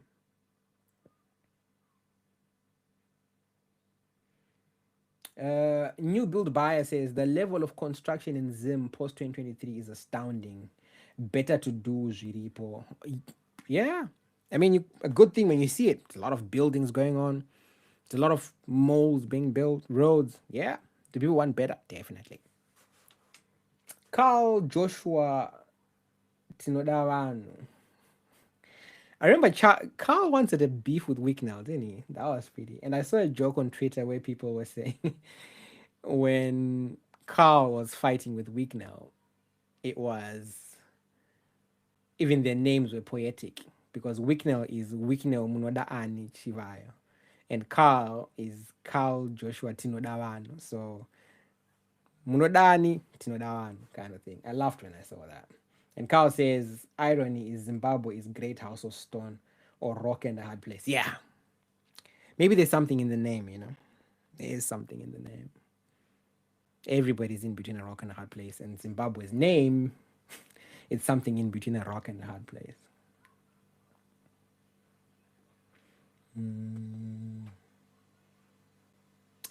I think we just do what's there now. No need for wars and the lie. I don't know what the lie is. You might want to expagorate. Do we have fuel reserves, food reserves? Do we have anything reserved for emergencies?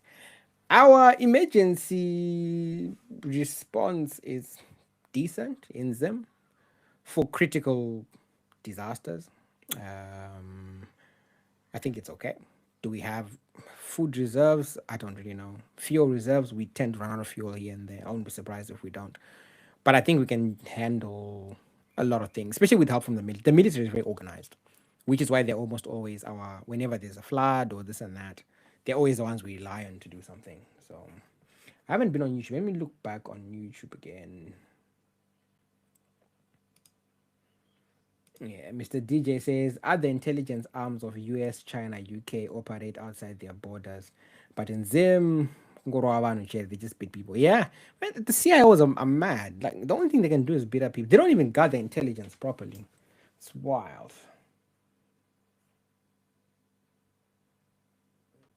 Baby says they inducted Tungwarara into the Central Committee. Yeah, they did. And I think once Tagire got in, it was going to be difficult to block Tungwarara there because, like I said, when they tried to block him, Chiwenga was then saying, yeah, but you guys supported So you can't like not support Tungwarara, you know what I mean?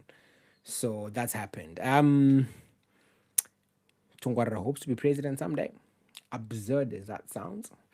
But you know, one of things that ED does is to tell everybody that you're gonna succeed him.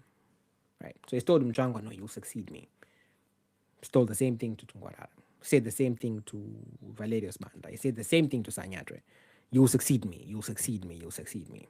And then that doesn't happen. So that could be the play. I think Tungwara is going to be an MP soon. I think he's going to be a minister as well.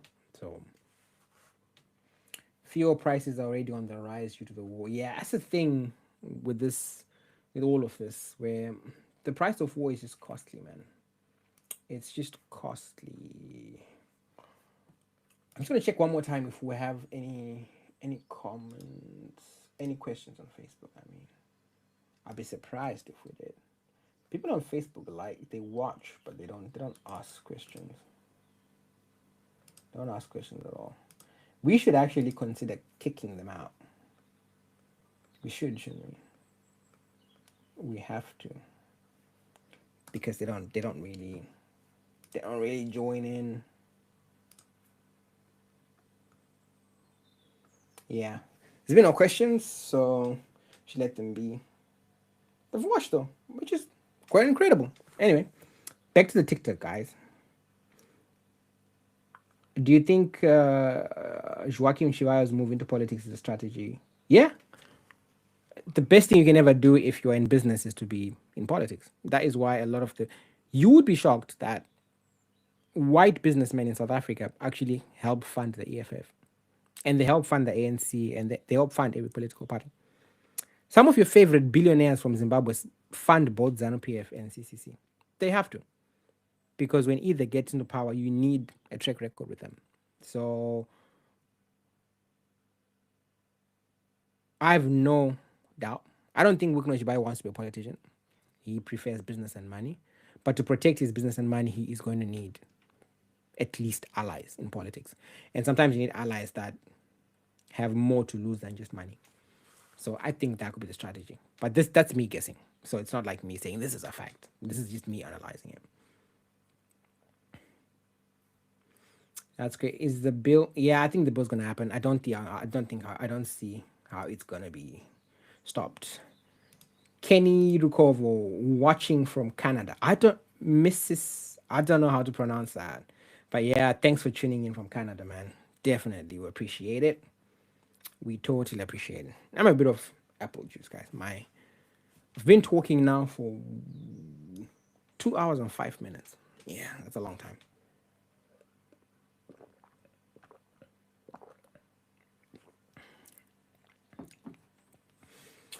The Zim economy is on an upward trajectory. Do you agree? Explain upward trajectory, Kuda. Then I can tell you what I think about it. Your question is like it's loaded. It's like if somebody says to me, Maynard, have you stopped abusing your dog? Yes or no? If I say yes, that means I've been abusing my dog. If I say no, it means I'm abusing my dog. So the Zim economy is on an upward trajectory. That's a statement of fact that you've given. Do you agree, yes or no? I would prefer it if you make it more structured, Give me facts, details, numbers, etc. It also makes it more interesting than if I just say yes or no. What's your take on the Chatunga saga? I addressed it earlier, but it's going to appear in court. It's hard to predict the future because I don't have a crystal ball. What I do know, like I said, is that South Africa told Zimbabwe that it's a legal process. Let's just let it play out. Let's not interfere for now. So, which is why we're seeing the legal process going on. The prosecutors still say they want him behind bars. So,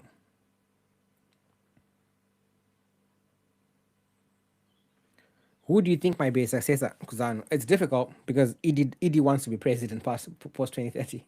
So it's hard to say it's going to be a successor. He wants to be, wants to be president. So that one's a bit. It's tough to say who's going to be the successor because Edie wants to remain president. So up until he dies, it's going to be so difficult to say, who do you think is going to take over? But like I said, Mtsvangwa wants it. He's openly saying that to me. He wants it. Uh, Tungwarara wants it. Valerius Banda wants it. Sanyatwe wants it. Chiwenga wants it. So it's a lot of people that want it. So it's hard to say which one of them is going to win. ED has got his pick who he wants to succeed him, and it's himself. So.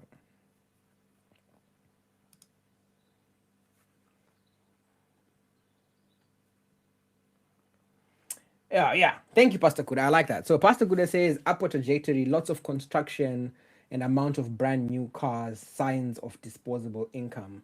Lots of construction, yep. Seen significant construction of molds and this and that. That's inherently a very good thing.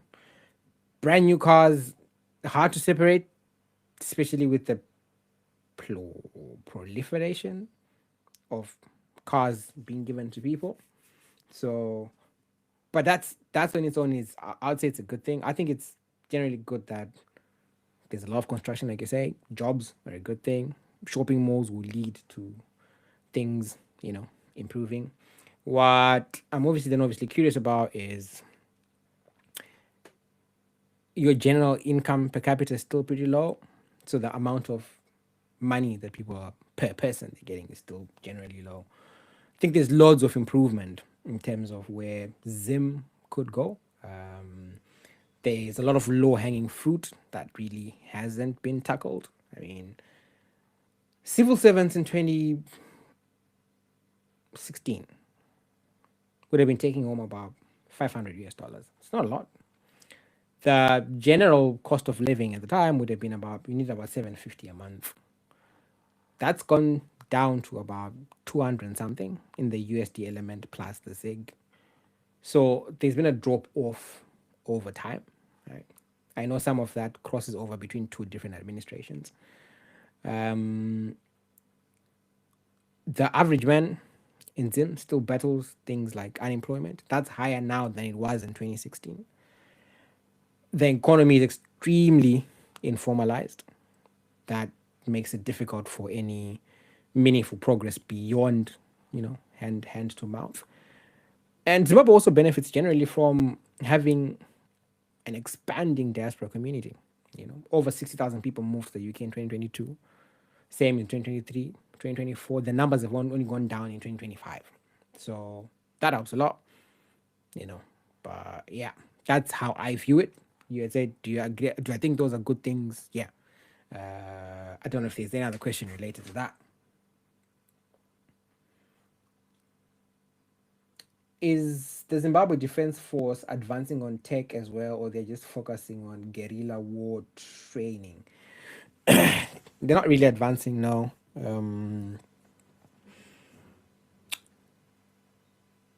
I would say the defense forces as a whole is trying to be as open-minded as they can be, but they face extremely limited resources, right? So, for instance, we don't have drone capacity with our army at the moment. We still don't, right? In fact, I think we have 3 certified drone pilots. So that's a challenge. The CIO had intakes of people who went to Israel for training years ago, 2023 during elections. I wonder how far that training has gone. But I wouldn't say our army is advancing per se. I think I've said before that our defense forces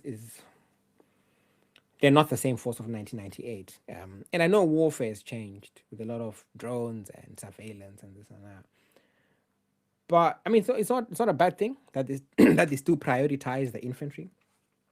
When you look at what happened in Ukraine and Russia, despite all the drone warfare, artillery and infantry are still very central, to the war. When it comes to pushing the line, pushing boundaries, and holding ground in conflict, nothing beats infantry till today. So it will still be useful. Politicking aside, who would be better for the general public? What are the options, Keith McShears? who would be better for the public in between what the guys that I mentioned in Zanu that want it, or you mean opposition as a whole, or everyone? Pastor Kuda says, great response. Thanks. Yeah. Find another question, Pastor Kuda. I like this. I like questions. You stimulate conversations, which is good. Kenny Rukovo, any updates on the unaliving of your colleague in Zim? Now, the police are on that investigation and have done absolutely nothing. The family did try to reach out to the public via his social media accounts not long back, but there's been no answers there. I think there's also no appetite to solve that case from them. So there's been no updates about my dear friend, basically my brother, who was taken out.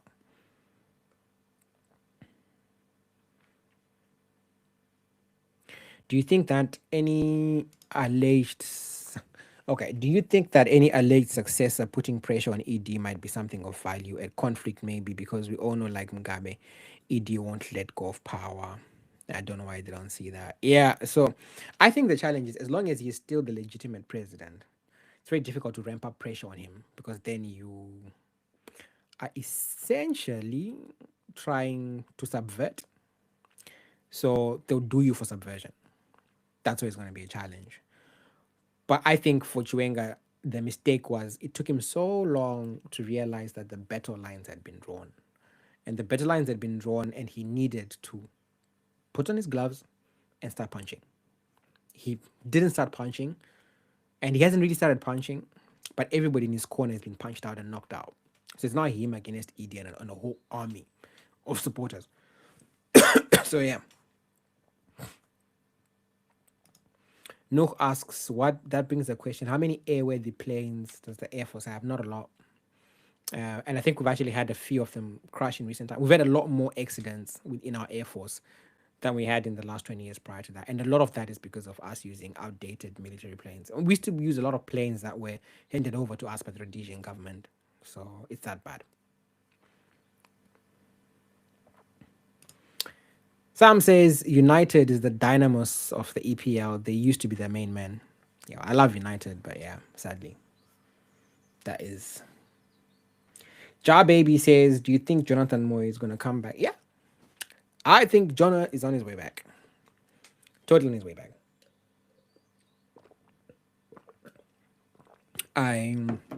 The groundwork has been laid.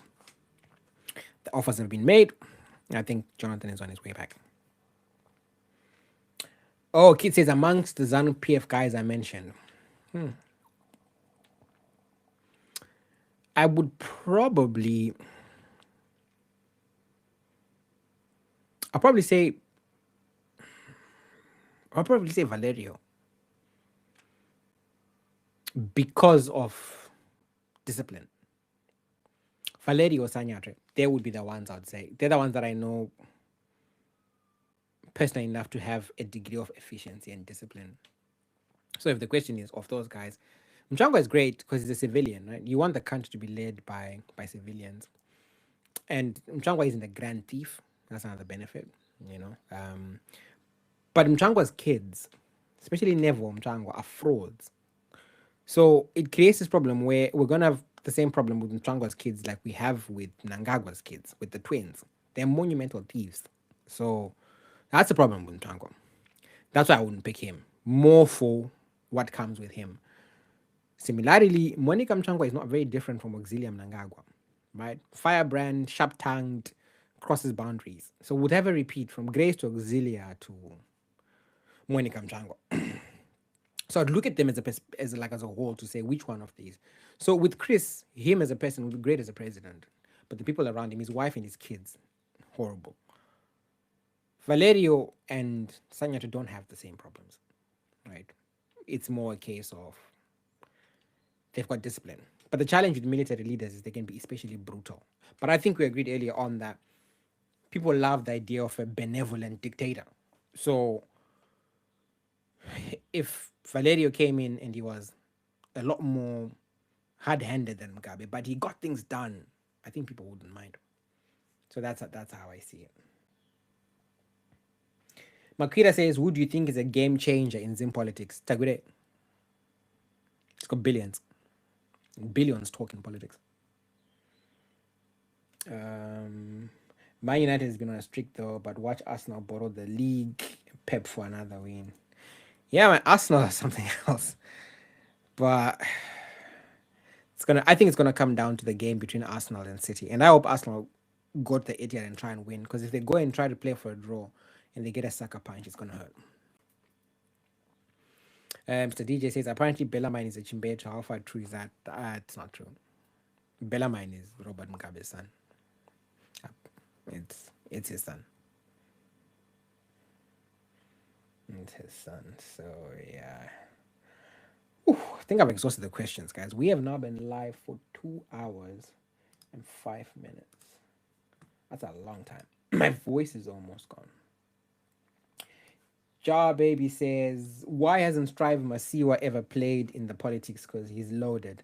Strive Masiwa does get involved in politics, though. He does routinely fund both Zanu PF and CCC. All businessmen do. So he does. But I think if he entered the political field, he knows what lies ahead for him, right? There would be prison. He knows that. Makwira says, do you think business people should rule? No. South Africa made that mistake with Ramaphosa. He left politics. He was in business. They thought, because he's a businessman, he's rich, he's not gonna steal. No, business people steal even if they have billions. They're all driven by the money, so they don't always make good administrators. So I wouldn't say that. Ubongani says, bro, please tell USA that if they don't stop, I might get angry. I'm upset with them as well, man. I woke up and my fuel here is already up by 20p. So I hated that. I absolutely hated that. We've been through this. We're discussing this with my missus the other day, which is when she first came here, our shopping for the month in Aldi or Lidl was like £150. And would buy everything for the month. I'm talking about toilet chemicals, dishwasher, tissues, food, chicken, meats. Like, we would fill up the fridge and stuff. My wife came here in 2021. I came in 2019. Yesterday, we went to the shops and we spent £159. And the only thing we bought of value there was deodorant spray. But that £150, we left with 3 plastic bags. And we know the exact moment that our lives here changed. It was when the conflict in Ukraine started. That's when things... I used to fill up my tank. I used to have an E2... Was it an E240 at the time? I used to have in 2019, Uebert Angel bought me like 2015 Mercedes Benz when I passed my master's. And I used to fill up that tank on that car with 45, 50 pounds, right? I drive a much smaller Benz now, like little A-class. I filled that up with 90 pounds. And it's got a much smaller tank. So the thing with the conflict there is I know I'm going to pay for it. It's just going to suck. And I remember when that conflict in Ukraine started, that's the time I was working at the Daily Mirror, right? So my take home as a senior reporter was about £2,160. It was increased the following year by £65 to factor in inflation.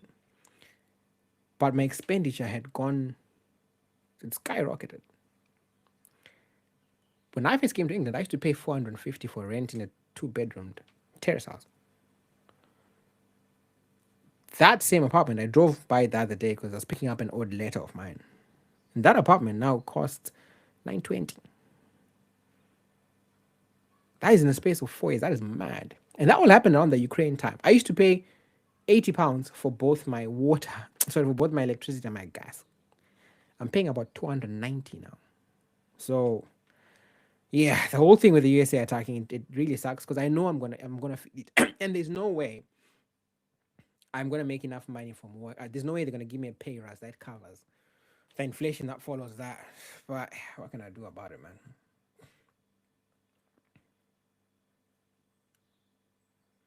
Keith says, just glad to see you thrive, man. Was your junior in high school? Oh, Keith, I didn't know that. Were we at Alan Wilson together? So we did have been a dub, isn't it? I was in Tushawane for like a year and a half or so, a year at Tushawane High School. Then I went to Alan Wilson. So yeah, man, I didn't know that. You should drop me a DM with your number. And I like connecting with my old boys. I connect with some of them in the we've got this Old Boys Association that's run by Brian Viriri. If you look for it, Alan Wilson Old Boys on Facebook. But yeah, man, yeah, I miss the days at AW. I totally love them. So Baby asked a nice question here on TikTok. Two things. With all the billions Strive has, he could be jailed. Why does he have a crime? So the thing with politicians is if they think if they allow you, right, and allow you to make money, you can't come after their positions. If you come after their positions, they come after you. So he wouldn't have committed any crime. Strive hasn't committed any crime. But they would feel extremely offended. And when Zanu PF is offended, they just throw you in jail. Right?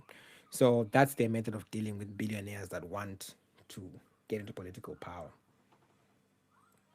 Pastor Kuda says Ukraine conflict changed everything. I came to the UK in 1999 when things were much cheaper. Yeah, man. I came in 2019. So I came 20 years after you. You are my senior. But yeah, things were.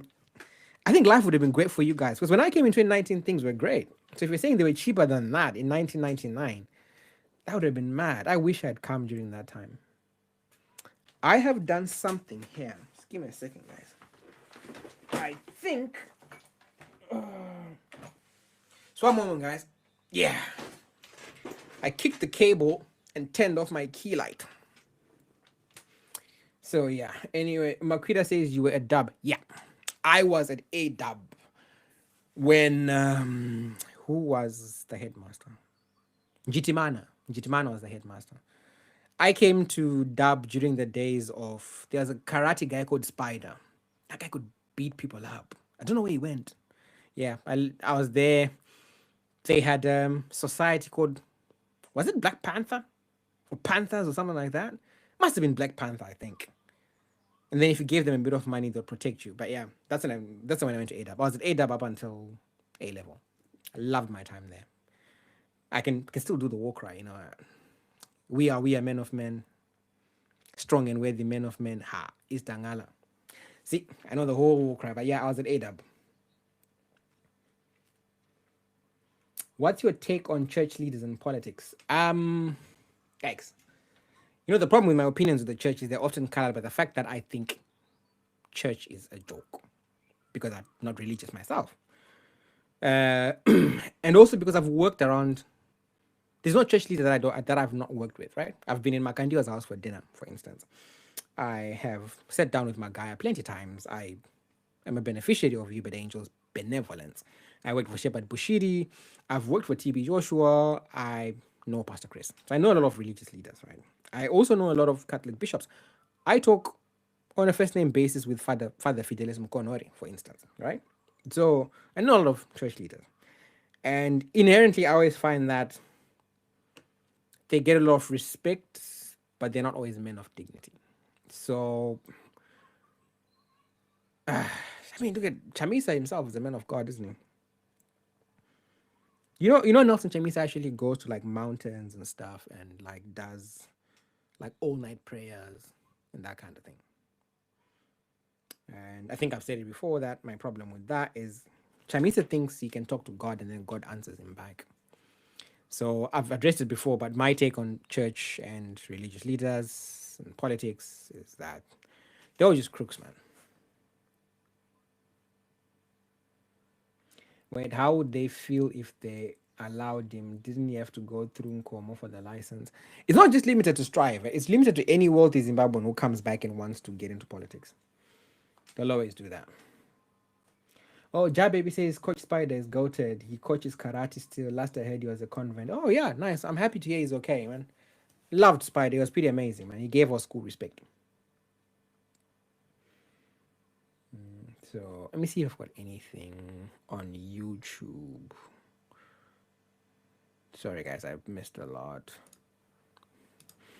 Mr. DJ says, wouldn't Tagwire just get consumed with power and become more corrupt? I know businessmen can be great like Trump, but come on, Tagwire.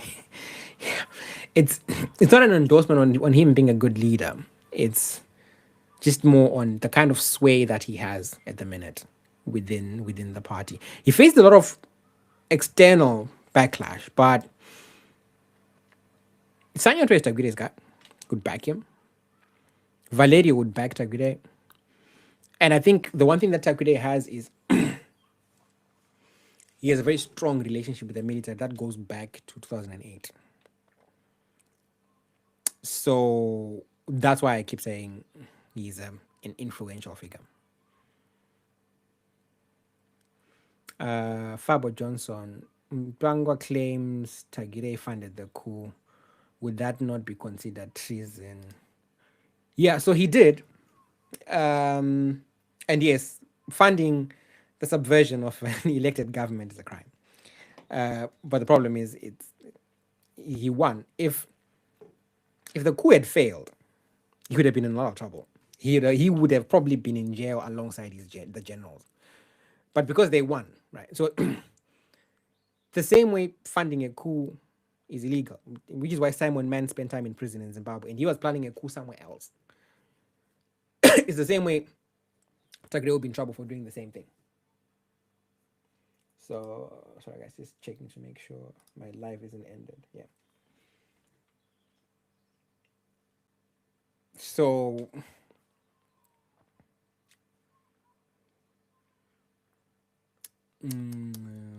Chamisa, the one who had tea with the Queen. Did you really have tea in the Queen, or you just claimed to do so? I struggle to take Nelson seriously because Nelson makes absurd claims. He claimed to have met Trump, and that was a lie.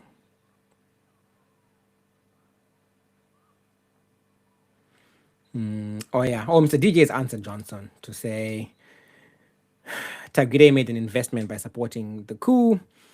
You know, it was treasonous, but it was treasonous as long as he's in good books with ED, is fine. Yeah. Tindo says, I was at FASH 2005. We fought Spider a couple of times. Years later, my high school friend married his Wow. Oh, that's a good one. I didn't realize that. So Spider is your Terrara. I wouldn't want to marry Spider's sister. That man could beat up a human. So if anything went wrong in my relationship with his sister, I'll be scared what he'll do to me. Why do Zimbabwean elites prefer Dubai for asset protection, and what mechanisms could improve transparency around offshore holdings? I think they prefer Dubai like a lot of people do. The Guptas in South Africa prefer Dubai. A lot of Kenyan businessmen prefer Dubai. It's a lot more safer and secure.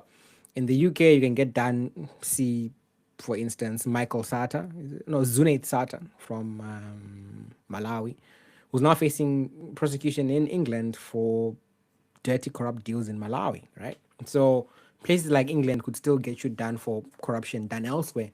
Dubai isn't always the case. South Africa failed to get the Guptas returned from Dubai. So I can understand why a lot of Zim elites prefer Dubai.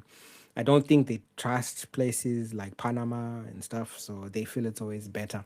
Panama, Belize, they feel like maybe the West could influence. Dubai, no. Nelson says, given rising anti-immigration sentiment globally, could key migration pathways Zimbabwe rely on start closing? And if remittances drop significantly, what would Zimbabwe realistically look like? I think the pathways are closing for people that want to leave now. Healthcare visas to the UK were changed. But for the 400,000 people that came to England on those visas, they are fine and will always continue to remit home. We've gone through periods where migration has significantly slowed down. There was that initial boom when people left in the late 90s and early 2000s in healthcare to come and work in England. And then that route was closed for quite a very long time afterwards. Then it was reopened after COVID. It's now being closed again. It could be reopened in future. But I think we're always going to have Zimbabweans outside of the country taking care of people back home. And it will always be a significant source of income for the country. I don't ever see the world be going to a place where we wake up and people are expelled from every other country and sent back home. I mean, since I started detaining people in the US, how many Zimbabweans have been sent back home? It's definitely not even 1,000. That's a small dent as opposed to maybe the 1.2, 1.3 million Zimbabweans that are in America as we speak. So there's a lot of Zimbabweans in the diaspora, and anti-immigrant sentiment is there, and people, will be deported here and there. But for the most part, it's people with criminal records, and the pathway is often just closed for new entrants, not for people that are already there. So I don't see us ever going to a scenario where diaspora investment crumbles down. I know people used to ask to say, we need to not send money home for people so that they stop supporting Zanu PF. But you can't tell me not to send money to my kids for a political reason. And even if I did want to do that, the price is starving your kids. So it's always going to be difficult. Come back to TikTok. Right, TikTok live chat. Just a sec. Okay, what did I miss? Let's see. Lupa Sloopy. Why don't you join politics in Zimbabwe? Who, me? Because I'm not a politician. I am a journalist. This is my job, right? I am a camera guy. If you look, there's cameras all over there, right? The camera here. That's my job. That's what I do. I'm a journalist. I'm good at that. Politics, I don't know if I have the stomach or the metal for it or the intelligence for it, so I can't. Do you think buy cars is a political empowerment move? I think so. I think. Hold on. I've done that thing with my light again. Good God, what am I doing? Okay. Sorry about that, guys. Yeah, I think so. I think giving cars away is a move. When you create a system of patronage and you give people things, you kind of people benefit from them, isn't it? I need to go and pour some water, guys. Please wait for me. I've been talking for 2 hours and 21 minutes. My voice is gone. I need to put some water for myself. I'll be back in just a sec.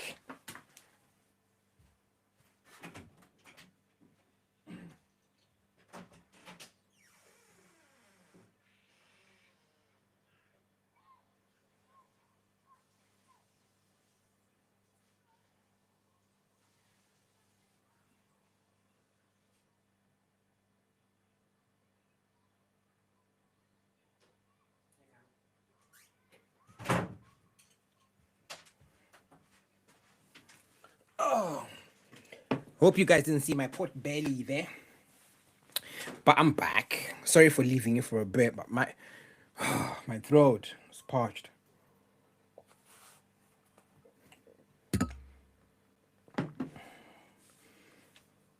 Oh, thanks. So good the answer to Lupasi that I am a journalist, not a politician. Yeah, I can't be both. I can only be good at what I do.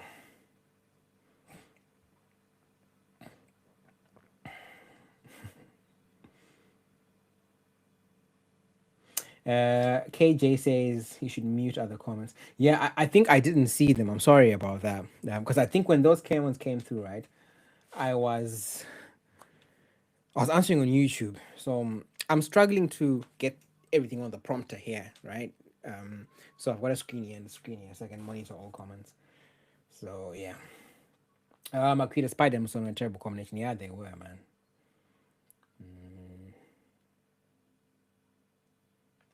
Ja, baby, how do I feel? How do I feel personally about the Constitution being assaulted? I feel personally enraged. Because I know it's like a step backwards that is being taken for the sake of one man, and that's just terrible. That is just terrible. I absolutely hate what's happening to the Constitution. I absolutely hate that there seems no way of stopping it anyway. So that's how I feel about it personally. So yeah, guys, I probably should start wrapping this up. We have been talking for over 2.5 hours. That is a very long time. So it's always great to see you guys. It's always a pleasure. Always love it when I'm here. Okay, if you've just tuned in and you've missed the live, like the majority of the live, on YouTube it remains there as a full video. So if you're watching on TikTok or on Facebook, and you've missed this live, you can just go and listen to it on YouTube because we leave it there. And then you can always go through, we paste the comments on the screen, so that will be great. So yeah, thank you so much, guys. It's been a pleasure. Thank you guys for the TikTok guys who, you know, joined twice. Definitely, we joined twice. Totally appreciate you guys, because I think on TikTok it did 1 hour and then it ended on its own, then to another hour. But thanks a lot for tuning in, guys. So first, I'm gonna say goodbye to the guys who are joining us from Facebook and the guys who are joining us from YouTube. Thank you very much, guys. It's been an absolute pleasure. And until I see you next time for the YouTube and Facebook